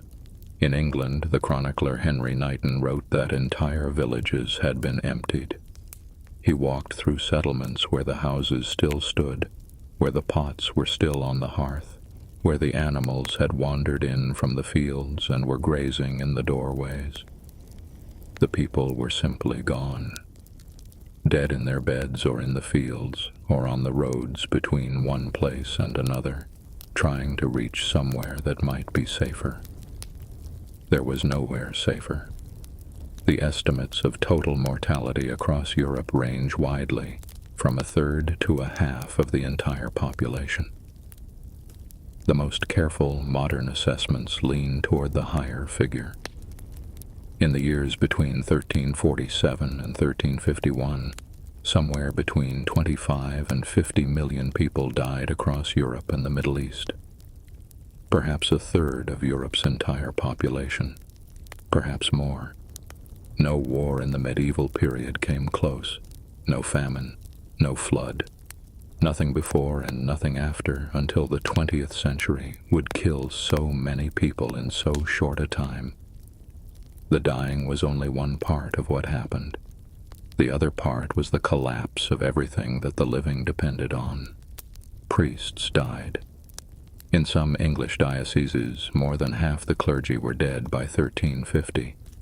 The parish system, which had structured daily life for centuries, the bell, the baptism, the burial, the church at the center of the village, was shattered.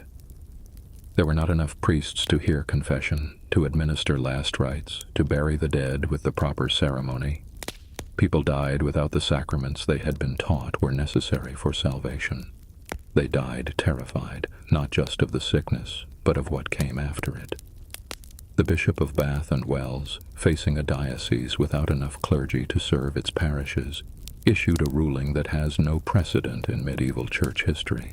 He announced that if no priest was available, the dying could make their confession to a layman, or, failing that, to a woman. The Church, which had spent centuries defining who was and was not authorized to hear the words of a sinner, was admitting that the rules had to bend, or the people would die unshriven, and the responsibility for that would lie on the Church itself. Physicians died. Physicians were, in the medieval world, men of considerable status. They charged high fees, attended wealthy clients, and were generally insulated from the dangers that threatened common people. The plague did not distinguish. In Venice, physicians were hired by the city to attend the sick. Many of those physicians died of the same sickness they had been called to treat. Lawyers died. Notaries died. The records show it. The sudden silence in municipal accounts, the abrupt ending of legal documents, the inventories of estates that trail off mid-sentence. A scribe who had kept the records of a Florentine merchant house for 20 years simply stopped writing. The ledger has a final entry and then blank pages. Whole families died, not one or two members. Whole families. The properties they left behind piled up in legal limbo. There was no one to inherit. There was no one to judge the inheritance. There was, in many cases, no one left to remember who had owned what in the first place. Fear, in a crisis of this size, does not stay quiet. It finds a shape. Some people fled.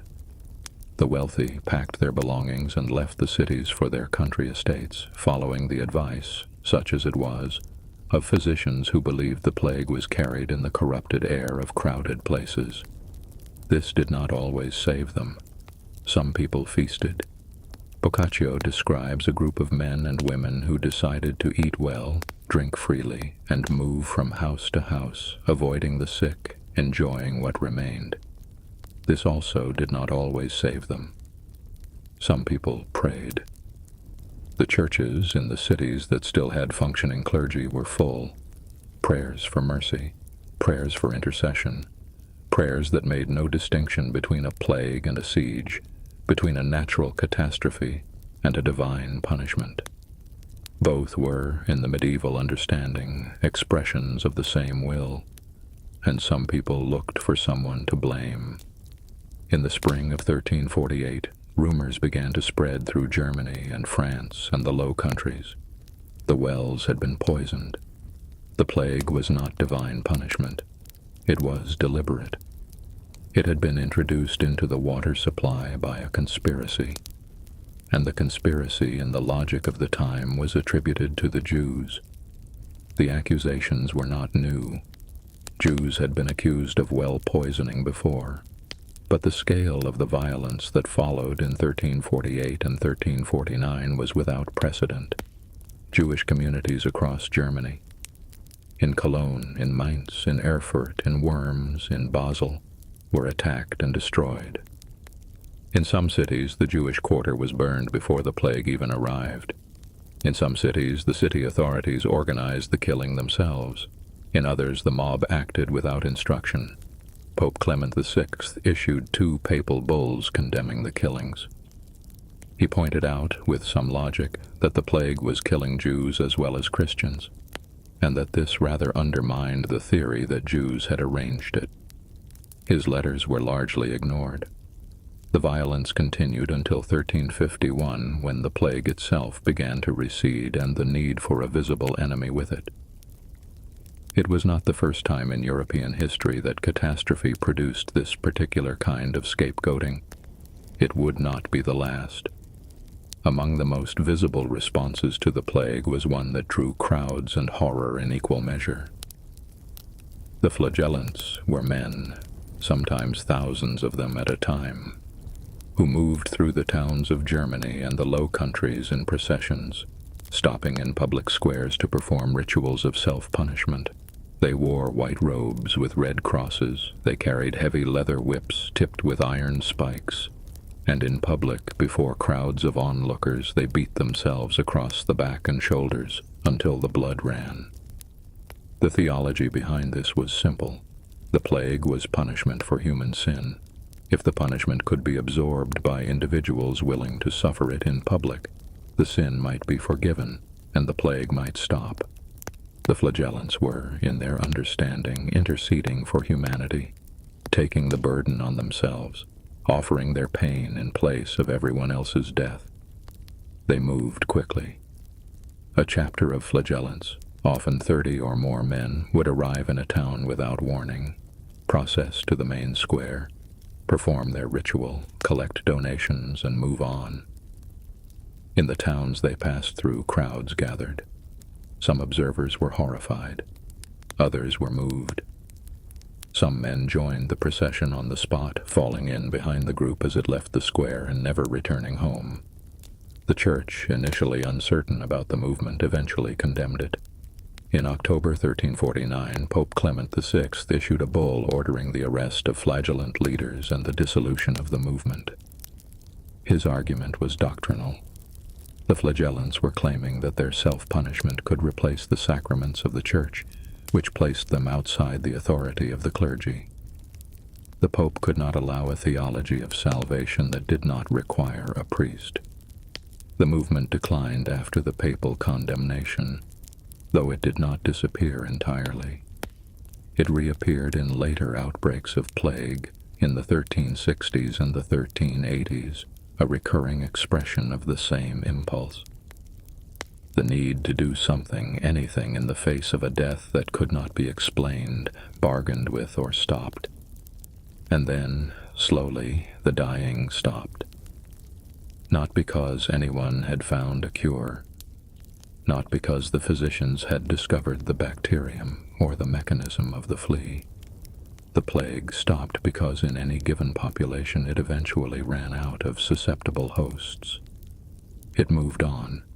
It retreated into the rat populations where it had always lived, dormant, waiting. It would return. In 1361, in 1369, in 1374, and in many outbreaks through the 15th century. It never left Europe entirely until the 17th century, and even then it left slowly. But the world the plague returned to was not the world it had left. The most immediate change was labor. Before the plague, Europe's peasant population was, in many regions, desperately poor and desperately numerous. Lords controlled the land. Peasants worked it in exchange for protection and, in many cases, the legal inability to leave. The system was called serfdom.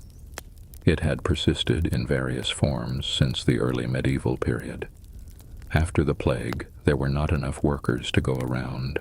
A lord who needed his fields plowed could no longer simply command the nearest peasant to do it. The nearest peasant might be dead. The one after him might be dead too. The survivors knew that their labor was suddenly, unexpectedly valuable. They began to ask for higher wages. They began to move from one estate to another, offering their services to the lord who would pay the most. In England, the Statute of Laborers, passed in 1351, tried to freeze wages at pre-plague levels and bind workers to their traditional estates. It was ignored. Wages rose anyway. The world after the Black Death was, for the peasant who survived it, often economically better than the world before. This is one of the stranger facts of history. The most catastrophic event of the medieval period, an event that killed between 1/3 and 1/2 of the entire population of Europe, produced, for those who lived through it, an improvement in material conditions that centuries of political agitation had failed to achieve. Death had done what legislation could not.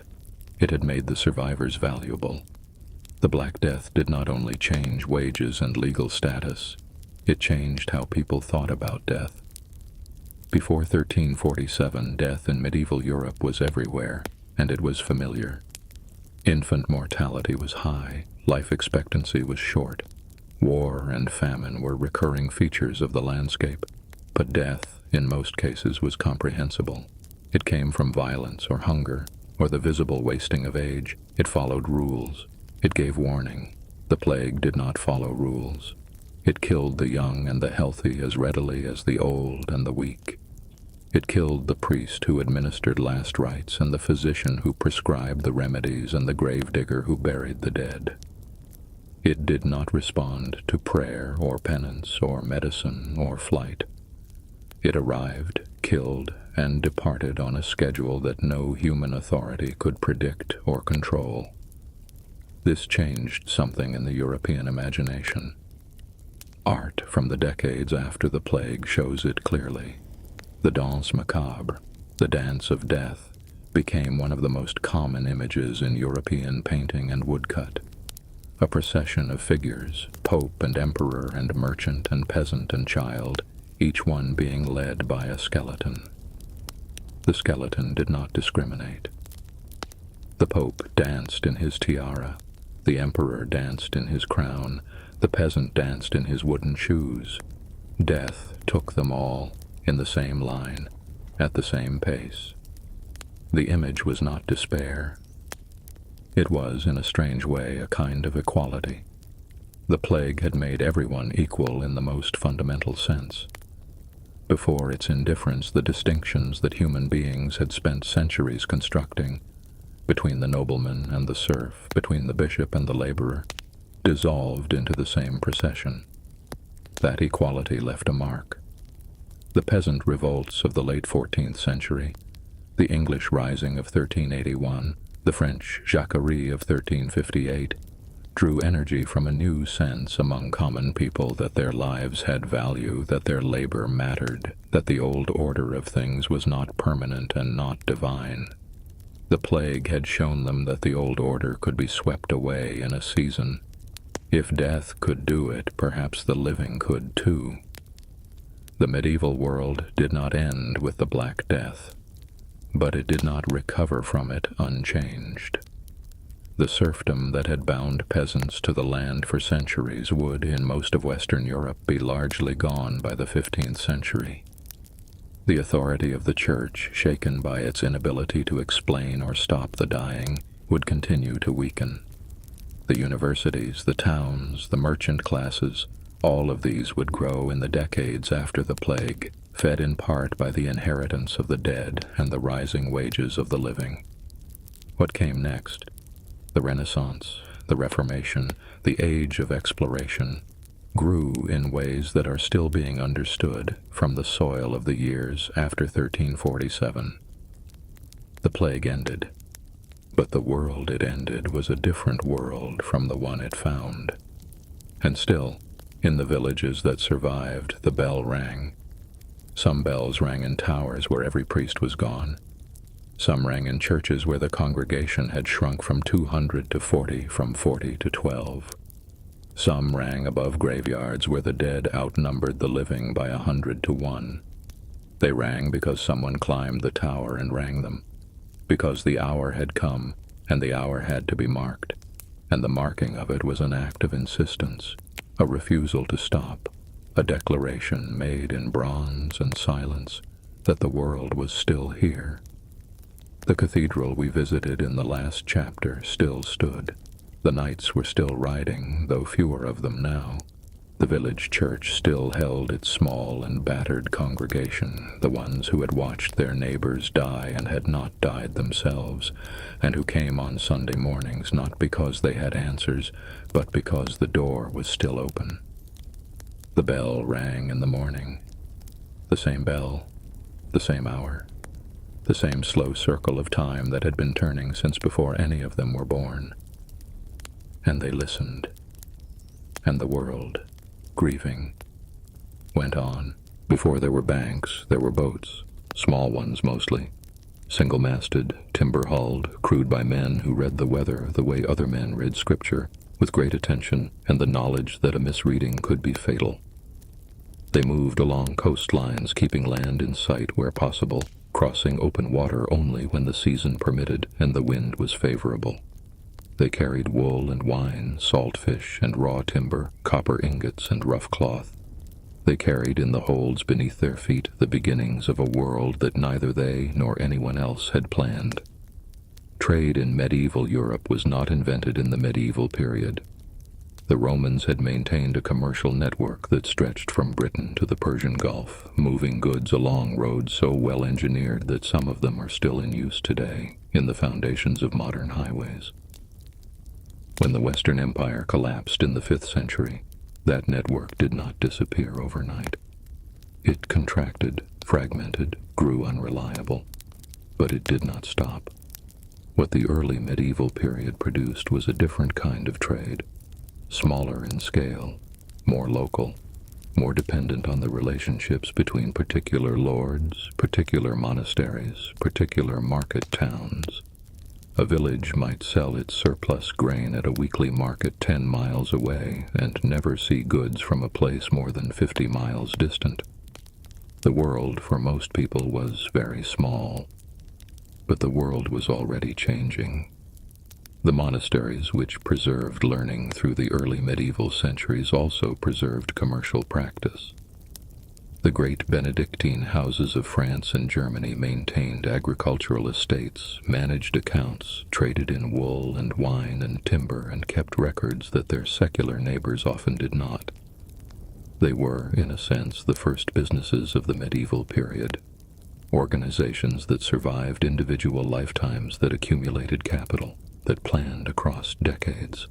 And along the coasts, quietly, the boats kept moving. By the 11th and 12th centuries, 2 great commercial corridors were beginning to define the shape of European trade. The first ran through the Mediterranean. From the ports of Italy, Venice, Genoa, Pisa, ships moved east to Constantinople and beyond, to the ports of the Levant, where the goods of Asia arrived overland from the depths of the continent. Silk from China, spices from the islands of Southeast Asia, pepper, cloves, nutmeg, cinnamon, cotton from Egypt, glass and metalwork from Persia. These goods were expensive, often prohibitively so for anyone but the very wealthy. That was in part the point. A merchant who could secure a cargo of black pepper had something that every kitchen in Europe wanted and almost no kitchen could easily obtain. Scarcity was the engine of profit. The Italian city-states that dominated this eastern trade did not simply act as middlemen. They built fleets. They negotiated treaties with Byzantine emperors and with the caliphates of the Islamic world. They established trading posts, called fondaci, in foreign ports, small colonies of merchants who lived under their own laws and kept their own accounts in their own language, embedded in cities that otherwise had nothing to do with them. The Venetians had a fondaco in Constantinople so large that it had its own church, its own warehouses, its own magistrate. They were not guests. They were a city within a city. The second great corridor ran through the north. Along the coasts of the North Sea and the Baltic, a different kind of trade had been developing since the 12th century. timber from the Baltic forests, grain from Poland and the plains of northern Germany, fish, salted cod and herring from the waters of Scandinavia and the North Sea, amber from the Baltic shore, furs from the forests of Russia. These were not luxury goods, they were necessities. And the demand for necessities is, in the long run, more reliable than the demand for luxuries. The organization that came to control much of this northern trade was the Hanseatic League, a confederation of merchant cities centered on the German towns of Lübeck, Hamburg, and Bremen that eventually extended from London in the west to Novgorod in the east.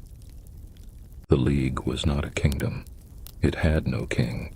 It had no army, though it could sometimes field one when threatened.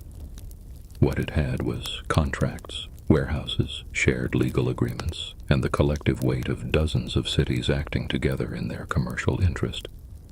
A merchant from Lübeck arriving in London would find, in the city, a Hanseatic trading post called the Steel Yard, a walled compound with its own docks, its own scales, its own rules. He was at home in a foreign city because the League had made a place for him there. These two corridors, Mediterranean and Northern, were not separate. They connected at the fairs of Champagne in the region of northern France, where twice a year merchants from Italy and merchants from Flanders and Germany met to exchange the goods of the south for the goods of the north. The Champagne fairs were, for a period in the 12th and 13th centuries, the closest thing Europe had to a central marketplace. Cloth from Flanders moved south, spices from Venice moved north, and the men who managed the exchange, the money changers, the credit brokers, the notaries who drew up contracts, began to develop, almost without noticing it, the machinery of modern finance. The growth of trade required places where trade could happen, and those places grew into something new. The medieval town was not simply a larger version of the village. It was a different kind of community, governed by different principles, inhabited by different kinds of people, and producing over time a different way of thinking about the world. Villages were organized around the manor. The lord owned the land. The peasants worked it. The priest explained the spiritual meaning of their labor. The whole structure was vertical. Obligations ran upward, protection ran downward, and movement between rungs of the ladder was rare and difficult. Towns were organized around exchange. What you produced, you sold. What you needed, you bought. The man next to you in the market was not your lord or your serf. He was your customer, your competitor, your potential partner. The relationship was horizontal in a way that the manor relationship was not. Towns attracted people for a simple reason. A serf who escaped his lord's estate and remained unrecaptured in a free town for a year and a day became, in many parts of Europe, legally free. The town air, as the German proverb put it, makes you free. Stadtluft macht frei. People came from the villages. They came from the roads. They came from places that had no future for them and hoped the town did. What they found was often difficult. Towns in the 12th and 13th centuries were crowded, dirty, and dangerous. The water supply was contaminated. The streets were narrow and poorly drained. Fire spread quickly in timber-built neighborhoods where buildings leaned toward each other across lanes barely wide enough for a cart. Disease moved easily through populations living in close proximity. The mortality rate in medieval towns was, for most of this period, higher than the birth rate. Towns survived and grew because they kept attracting new people from the countryside, not because their existing populations reproduced themselves. And yet they grew. London, which had perhaps 15,000 inhabitants in the 11th century, had perhaps 80,000 by the early 14th, before the plague. Paris was larger. Milan, Venice, and Florence were larger still. These were not just markets. They were places where a man who arrived with nothing but his labor and his wits had, at least in theory, a chance to become something other than what he had been born. That chance was the engine of the town. It was also, over time, the engine of everything that followed. The men and women who practiced crafts and trades in medieval towns did not work alone. Almost every significant occupation had its guild, a formal organization of practitioners that controlled entry into the trade, set standards for the quality of work, regulated prices, looked after the welfare of its members, and represented the interests of the trade before the town authorities. The guild was, in some ways, a miniature society within the larger society of the town. It had its own rules, its own courts, its own ceremonies, its own patron saint, its own feast days. Entry into a guild followed a prescribed path. A boy, rarely a girl, though women worked in some trades, would be apprenticed to a master craftsman, typically between the ages of 10 and 14. He would live in the master's house, learn the trade by doing, and receive in exchange not wages but food, shelter, and instruction. The apprenticeship might last 7 years. At its end, if the master was satisfied, the apprentice became a journeyman, a qualified practitioner who could work for wages but could not yet set up his own shop. To become a master, the journeyman had to produce what the guild called a masterpiece, literally a piece of work that demonstrated mastery of the craft. A goldsmith might produce a particular vessel. A weaver might produce a length of cloth to a demanding specification. The masterpiece was judged by existing masters, and the judgment was not always generous. Restricting the number of masters was one way the guild kept competition manageable and prices stable. The guild system was conservative by design. Its purpose was not to encourage innovation, but to maintain standards and protect the livelihoods of its members. A weaver who tried to undercut his competitors by selling cloth below the guild price would be fined. A baker who sold underweight loaves would be dragged through the streets on a hurdle with the offending loaf tied around his neck. The guild enforced its rules publicly, because public humiliation was, in a community small enough for everyone to know everyone else, one of the most effective punishments available.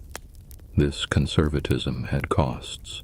Guilds resisted new techniques when those techniques threatened existing members. They limited the scale at which production could happen. They could not, in the long run, survive the forces that the growth of trade was generating. But in the 12th, 13th, and early 14th centuries, they gave the medieval town something it badly needed, a framework of trust. If a guild stamp was on the cloth met the standard. The buyer, who might never meet the weaver, could trust the product. Trust, in a world where contract enforcement was slow and difficult, was worth more than most people today realize. Among all the figures who emerged from the world of medieval trade, none was more consequential or more complicated than the merchant banker. The problem of medieval commerce was not, in the end, goods. There was plenty to buy and sell. The problem was money. Not the lack of it exactly, but the difficulty of moving it. A Venetian merchant who had completed a successful season in Constantinople did not want to carry his profits home in coin across the length of the Mediterranean. Coins were heavy. Roads were dangerous. Bandits were numerous.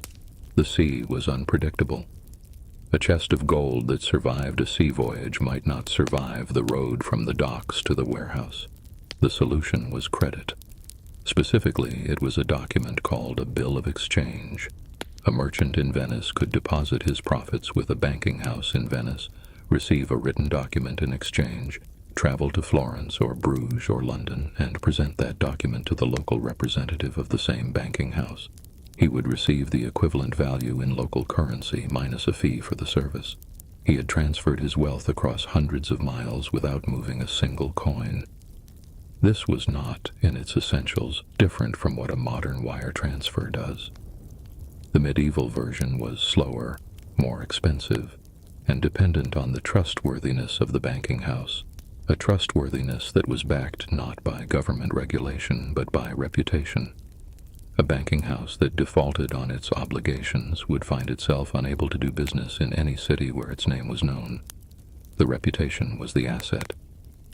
The great banking families of the 13th and 14th centuries, the Bardi, The Peruzzi, and later the Medici, all of Florence, built networks of representatives across Europe that functioned in effect as branches of a single institution.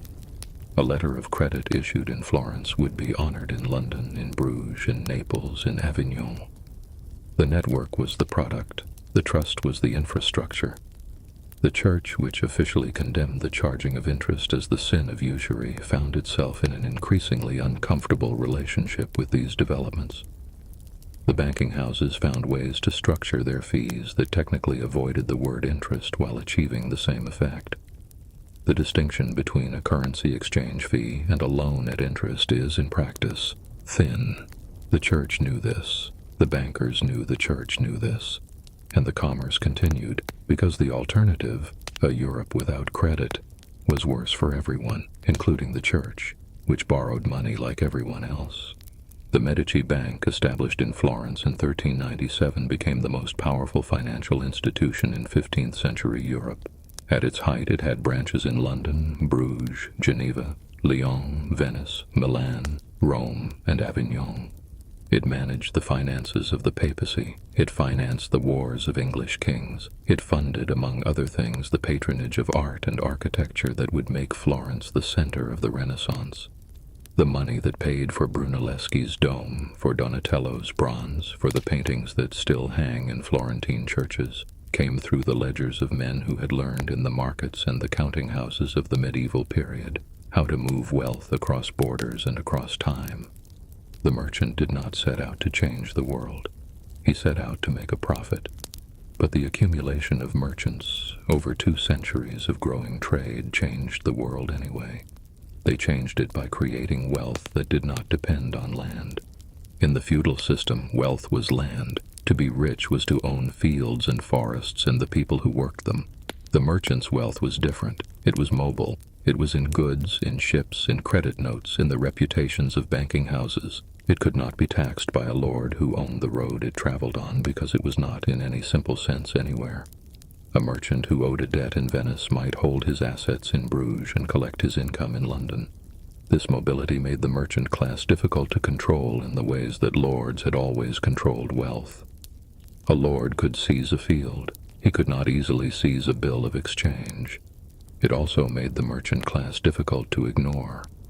The great trading cities of Italy by the 13th century had accumulated enough wealth to hire armies, build fleets, and resist the demands of emperors and popes in ways that smaller, poorer cities could not. Venice had the largest commercial fleet in the Mediterranean. Florence had the most sophisticated financial system in Europe. These were not military powers in the traditional sense. They did not win wars by fielding more knights. They won by being indispensable, by being the places where the credit was, where the goods moved through, where the money could be borrowed when the emperor needed it. The merchant also changed the pace of time. In an agricultural world, time moves in seasons. You plant in spring, harvest in autumn, and the rhythm of the year organizes everything else. In a commercial world, time moves in transactions. A ship that is delayed 2 weeks in harbor is a ship that is losing money every day. A letter of credit that expires before it can be presented is a loss. Time became something that could be wasted, which meant that it was something of value. The mechanical clock, which spread through European cities in the late 13th and early 14th centuries, was not an accident. It was a commercial necessity. Before the mechanical clock, time was marked by the church bell. It divided the day into the canonical hours: matins, lauds, prime, terce, sext, none, vespers, compline, the rhythm of the monastic day imposed on the secular world. The mechanical clock divided the day differently. It divided it into equal hours, the same in summer and winter, measured by gears and weights rather than by light. The merchant could now schedule a meeting at the 3rd hour with confidence that both parties meant the same thing by it. The bell did not disappear. It rang from the same towers, but the tower, in many cities, now held a clock as well, and the clock answered to no prayer.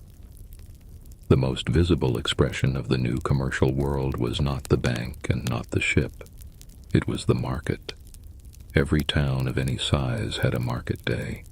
One day a week when the square or the designated field outside the town gates filled with stalls and carts and the noise of people exchanging things.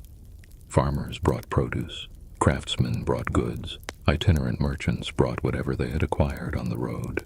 Animals were bought and sold, contracts were made and witnessed.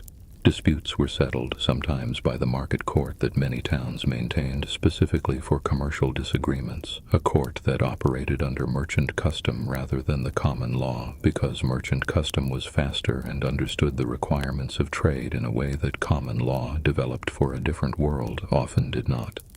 Above the market in scale was the fair. The great fairs of the medieval period, at Champagne, at Frankfurt, at Bruges, at Stourbridge in England, were events that drew merchants from across the continent. They lasted weeks. They operated under special rules, a kind of temporary legal zone where the normal restrictions of local custom were suspended in favor of common commercial practice. Debts incurred at the fair were enforceable by the fair court. Contracts made at the fair were recognized across jurisdictions. A merchant from Genoa and a merchant from Flanders who had never met could do business at Champagne because both understood that the fair operated under rules that protected them both. The fairs at Champagne were, at their height in the late 12th and early 13th centuries, the pivot on which European long-distance trade turned.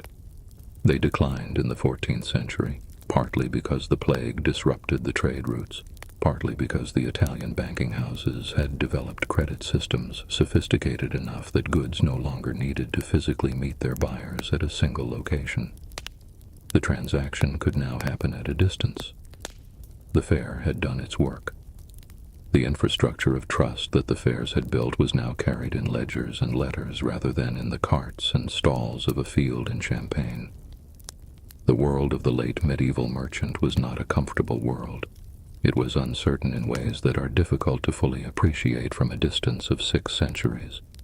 A ship could sink, a war could close a road, a king could default on his loans, and kings did, repeatedly, sometimes destroying the banking houses that had trusted them.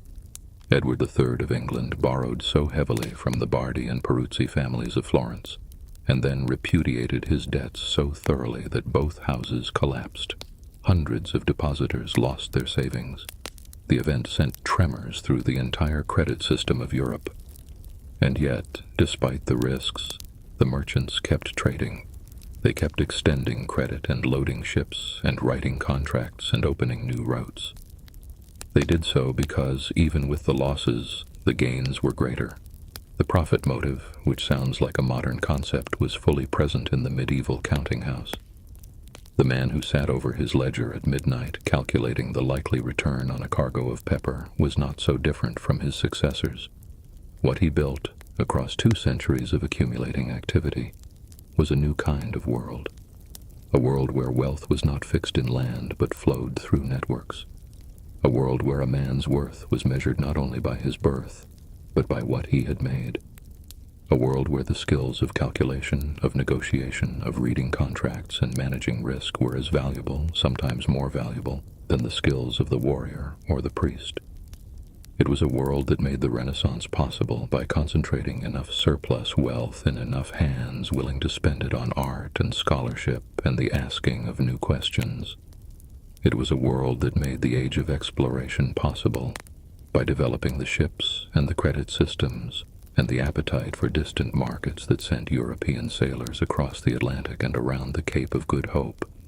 It was, in ways that the merchants themselves did not foresee and would not have fully understood, the world that the modern period grew out of. They were practical men. They kept their ledgers carefully. They weighed their cloth and measured their pepper and insured their ships. They were not trying to build modernity. They were trying to make a living in a world that offered a great deal of risk and, for those who managed it well, a great deal of reward. They built the future because the future, as it always does, grew from the work of people who were simply trying to get through the present. And so the town grew quieter in the late evening. The market stalls were folded away. The merchants locked their counting houses. The apprentices put down their tools. And from the tower at the center of the square, two sounds came down across the rooftops. The first was the bell, the same bell that had rung in the cathedral chapter, that had rung above the graves of the plague dead, that had rung in the cold towers of the monasteries since the beginning of the medieval world. It rang vespers. It marked the end of the working day and the beginning of the night.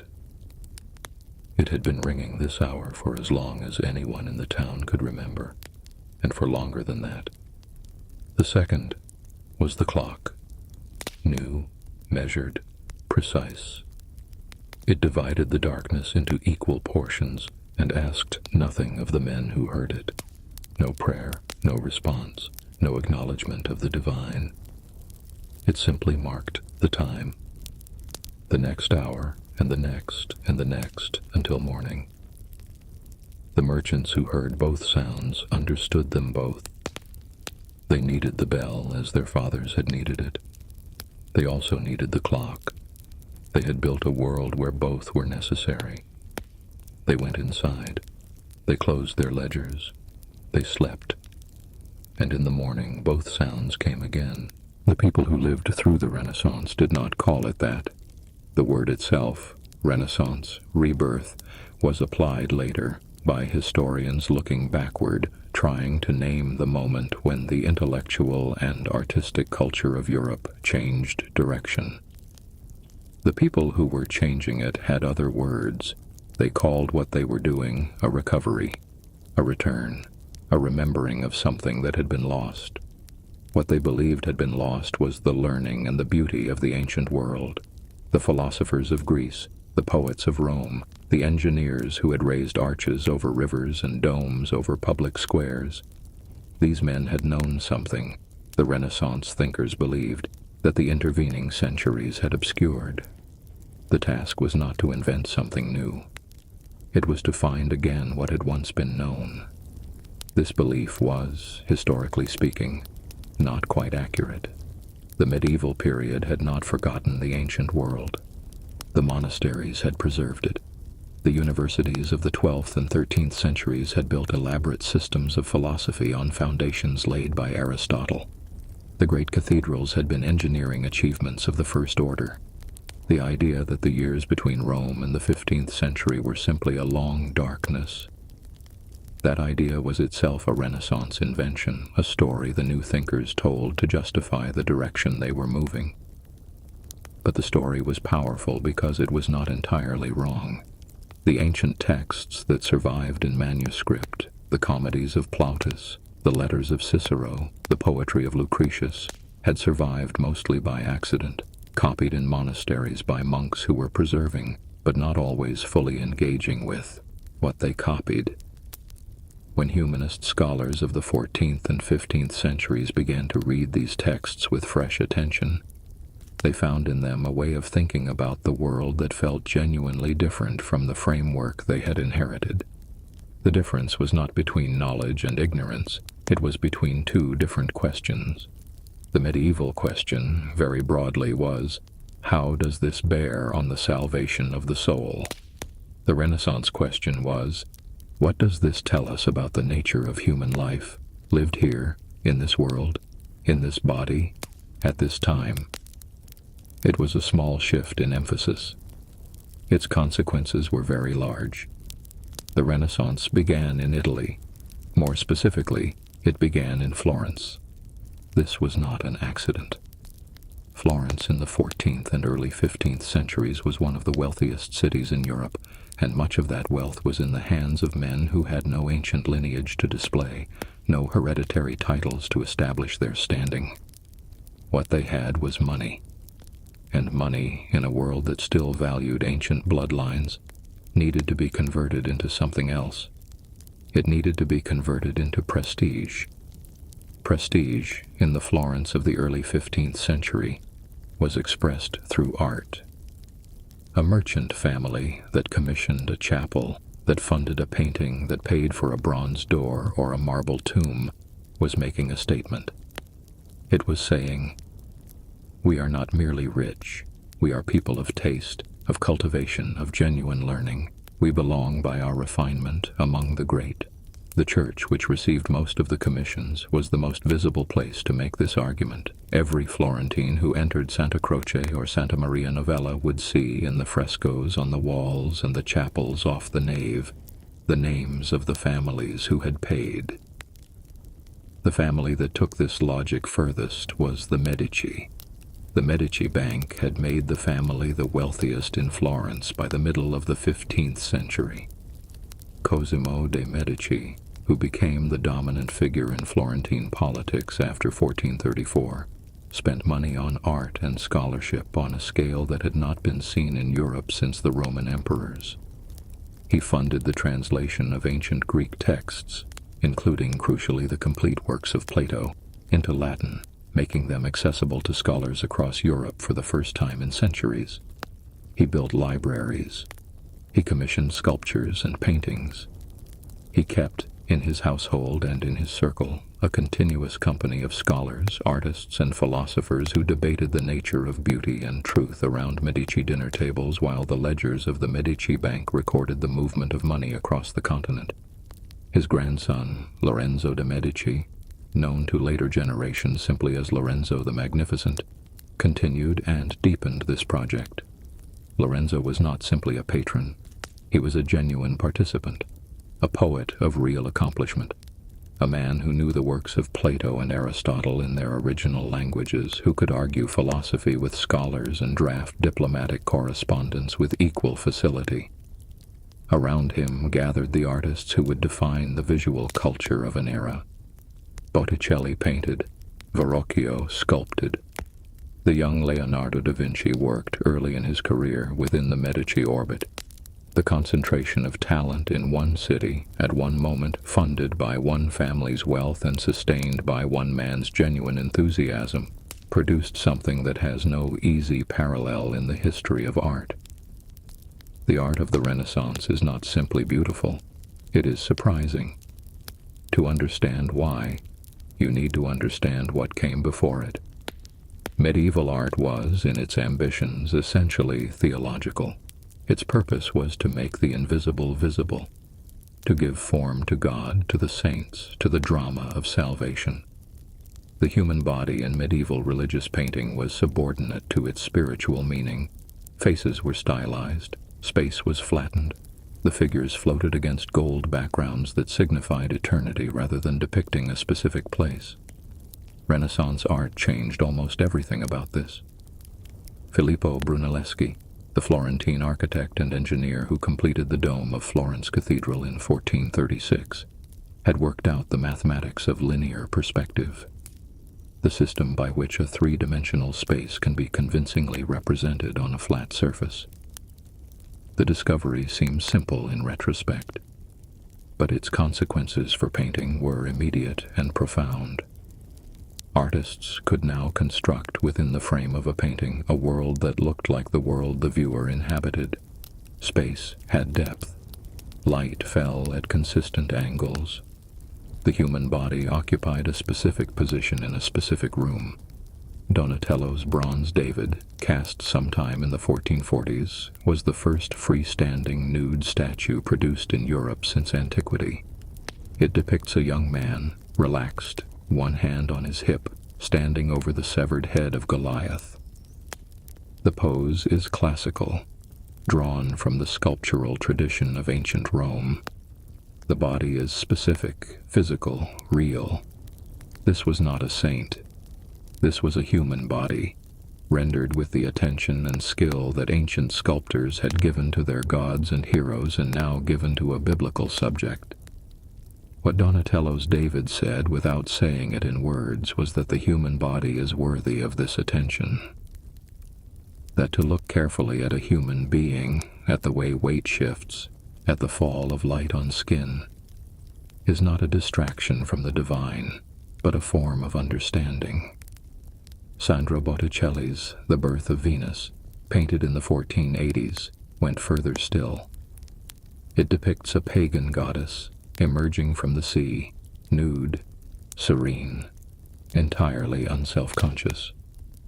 The painting draws on ancient mythology rather than Christian scripture. It was commissioned by a member of the Medici circle for a private villa, not for a church, not for public devotion, but for the pleasure of looking. These things had not been done in Europe for 1,000 years. The shift in art was the visible surface of a deeper shift in thought. The scholars who worked within the humanist tradition, the tradition that took its name from the Studia Humanitatis, the study of grammar, rhetoric, poetry, history, and moral philosophy as found in the ancient texts, were not rejecting Christianity.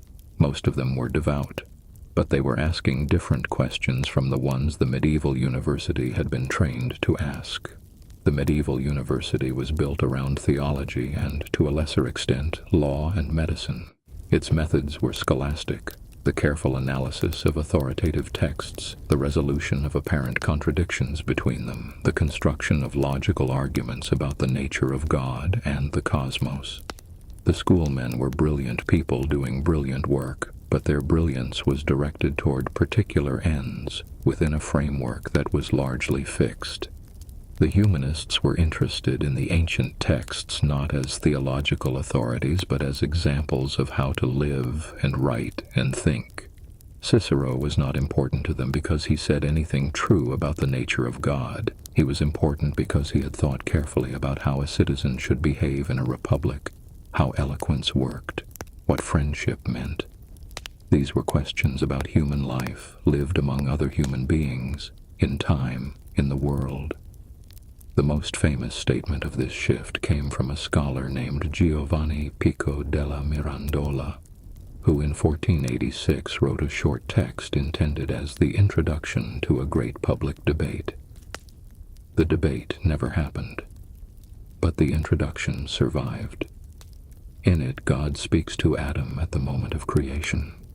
He tells Adam that, unlike the angels, whose nature is fixed, and unlike the animals, whose nature is also fixed, Adam alone has been given the freedom to choose what he will become. He can sink to the level of the beasts or rise to the level of the divine. The choice is his. He is, in Pico's formulation, a being of no fixed place in the universe, the only creature whose nature is not determined in advance. This was a new idea about what a human being was. It would take a long time to work out its implications. It is, in some ways, still working them out. In 1440, or thereabouts, a German goldsmith named Johannes Gutenberg began experimenting with a technology that would do more to change the world than any other single invention of the medieval or Renaissance period. The printing press was not, in its individual components, entirely new. Presses had been used in Europe for centuries, for pressing cloth and extracting oil. Movable type had been used in China and Korea for generations before Gutenberg. What Gutenberg created was a specific combination: a press adapted from designs used in winemaking, a metal alloy for casting durable, reusable type, and an oil-based ink that adhered to metal and transferred cleanly to paper, that worked at a speed and cost that made large-scale book production possible for the first time. Before Gutenberg, a book was a manuscript, a hand-copied object produced by a scribe, often over months, at a cost that put it beyond the reach of anyone but the very wealthy or the institutional. A library of 100 books was, in the 14th century, the collection of a rich man. After Gutenberg, within 50 years of his first press, an estimated 20 million books were in circulation across Europe. A press could produce 300 pages a day. The price of books dropped steadily. They became available to a class of people who had never owned one: merchants, minor clergy, educated lay people in towns, women in prosperous households. The ideas of the Renaissance, which had been circulating in Florence and in the Italian university cities, could now move. A text written in Florence and printed in Venice could be read in Paris, in Antwerp, in London, in Krakow. The network of humanist scholars, who had, before the press, corresponded laboriously by letter, sending hand-copied texts to each other across the continent, could now operate at a different speed entirely. The implications extended far beyond scholarship. The Church, which had controlled access to Scripture through its control of educated clergy who could read Latin, would find itself facing a world in which Scripture could be printed in vernacular languages and read by anyone who could read at all. That confrontation between a text made suddenly widely available and the institution that had for centuries mediated between that text and the laity was the engine of the Reformation.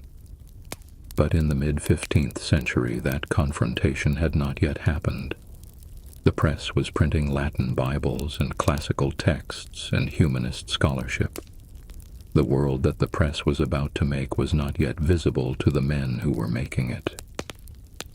While the artists of Florence were learning to paint light and the scholars of the humanist circle were reading Plato, the sailors of Portugal and Spain were doing something else entirely. They were finding the edges of the map. The ancient world had known in rough outline the shape of the Mediterranean and the northern reaches of Africa. Beyond that, the maps grew uncertain. Medieval cartographers drew sea monsters at the margins, not because they necessarily believed sea monsters were there, but because the function of the monster was to mark the limit of the known. Here, the dragon said, is where knowledge stops. The Portuguese had been pushing back those limits since the early 15th century. Prince Henry of Portugal, called the Navigator, had sent ships south along the African coast year after year, each voyage going a little further than the last. They were looking for a sea route to the Spice Islands, a route that would bypass the overland routes controlled by the Islamic powers and the Venetian middlemen who profited from them. By 1488, Bartolomeu Dias had rounded the southern tip of Africa. By 1498, Vasco da Gama had followed that route to India, arriving with a fleet that was, from the perspective of the Indian merchants who met it, an extraordinary novelty. A ship from a place they had never heard of, come by a route that no one had used before. 4 years before da Gama reached India, Christopher Columbus had made landfall in the Caribbean. He believed to the end of his life that he had reached the eastern edge of Asia. He had not. He had found something that the ancient geographers had not known existed, a continent that no European mapping of the world had ever included. These voyages were the product of the same forces that had produced the Renaissance in art and the humanist movement in scholarship. They were funded by the merchant wealth that had been accumulating since the 12th century. They used navigational instruments and mathematical techniques that the recovery of ancient learning had helped to develop. The world that Columbus and da Gama found at the edges of the map was, for the people who lived there, a catastrophe. The consequences of contact, disease, conquest, enslavement were among the most devastating in human history. The new world that the merchants and scholars and sailors were building came at a cost that they paid almost none of, and that other people paid almost entirely. That reckoning would take centuries to be fully understood. It is, in some ways, still being understood. By the end of the 15th century, the world that the medieval period had built was not gone, but it was changing in ways that none of its architects had intended. The church still stood. Its buildings were still the most impressive structures in almost every European city. Its priests still baptized and married and buried. Its calendar still organized the year. But the church's position had shifted. The printing press had made scripture available in a form the church could not control. The humanist scholars had developed methods of textual criticism that were now being applied to religious texts, including the documents on which many of the church's claims to authority rested. In 1517, a German monk named Martin Luther would circulate a list of 95 theses challenging those claims, and the Reformation would begin. But the tools that made the Reformation possible had been built during the Renaissance, and the crisis they represented had been developing for a century before Luther was born. The feudal system was also changing. The great landowners still held their estates. The peasants still worked the fields. But the growth of towns and trade had created a class of people whose wealth, whose power, and whose sense of themselves did not fit the old categories of lord, church, and serf. The merchant, the banker, the skilled craftsman who owned his own shop. These people were something the feudal vocabulary had no easy word for. They occupied a middle, and the middle was growing. The knights were riding out of the story. Gunpowder had been known in Europe since the 13th century. By the 15th, cannon were common on European battlefields. The walls that had protected medieval cities for centuries could be brought down by artillery. The knight who had been the decisive force of medieval warfare was becoming a ceremonial figure. Still present, still expensive to equip, but no longer the hinge on which a battle turned. The world was not making a clean break. It never does. The old things and the new things existed side by side. The bell and the clock, the manuscript and the printed book, the knight and the arquebus, the guild and the early factory, the feudal estate and the merchant counting house. But the direction of movement was clear, even if the destination was not. What the Renaissance left behind was not a set of finished answers. It was a set of questions. What is a human being, and what can a human being become? What is the relationship between ancient wisdom and present understanding? What do we owe to the society that formed us, and what can we claim for ourselves? What happens when the map runs out, when the chart ends and the unexplored begins? These questions had not been invented by the Renaissance. They are as old as thinking. But the Renaissance gave them a new urgency and provided, in the art and scholarship and exploration of the 15th century, some of the most sustained and searching attempts to answer them that the Western tradition has ever produced. The art alone would have been enough. The dome of Florence Cathedral, which Brunelleschi raised using techniques no one in Europe had used for 1,000 years, a structure so precisely engineered that it required no internal scaffolding during construction, still stands, still dominates the Florentine skyline, still produces in the person who stands beneath it a feeling that is difficult to name but easy to recognize. It is the feeling of being in the presence of something that was done as well as it could be done. The same feeling comes from standing before Botticelli's Venus, or reading Pico della Mirandola's account of what it means to be a creature free to choose its own nature, or holding in the hand a book printed in Venice in the 1490s. Small, light, affordable, packed with ancient learning made suddenly accessible to anyone who could read. These things were the product of wealth and ambition and curiosity and skill, accumulated over 2 centuries of trade and scholarship and the slow, patient building of institutions capable of sustaining them. They were built by merchants who needed status, and scholars who needed patrons, and artists who needed both. They were built in a world that was, by any measure, brutal and uncertain, a world where life was short and justice was inconsistent, and the gap between the powerful and the powerless was, if anything, wider than it is today. And yet in that world, these things were made. They built the future because the future, as it always does, grew from the work of people who were simply trying to make something worth making. The city was quiet now, in the late evening. The counting houses were closed. The workshops were dark. The scholars had put down their books. From the cathedral tower, the bell sounded vespers, the same bell that had rung across the medieval centuries. Above the plague dead, above the market squares, above the fields where armies had fought for causes now half forgotten. It rang as it had always rung. It marked the end of the day and the offering of the evening prayer. The clock on the tower face marked the hour, precise, mechanical, indifferent to the liturgy. And in a workshop not far from the square, a window had been left open. On the table inside were drawings, careful, precise, made by a man who had spent years learning to see.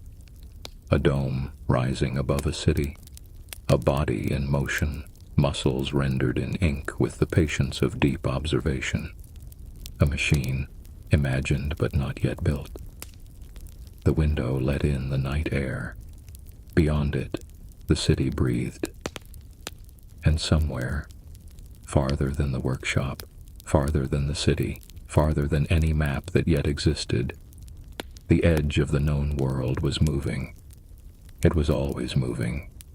That, perhaps, is what the Renaissance understood most clearly. The map was never finished. The questions were never finally answered. The work was never done.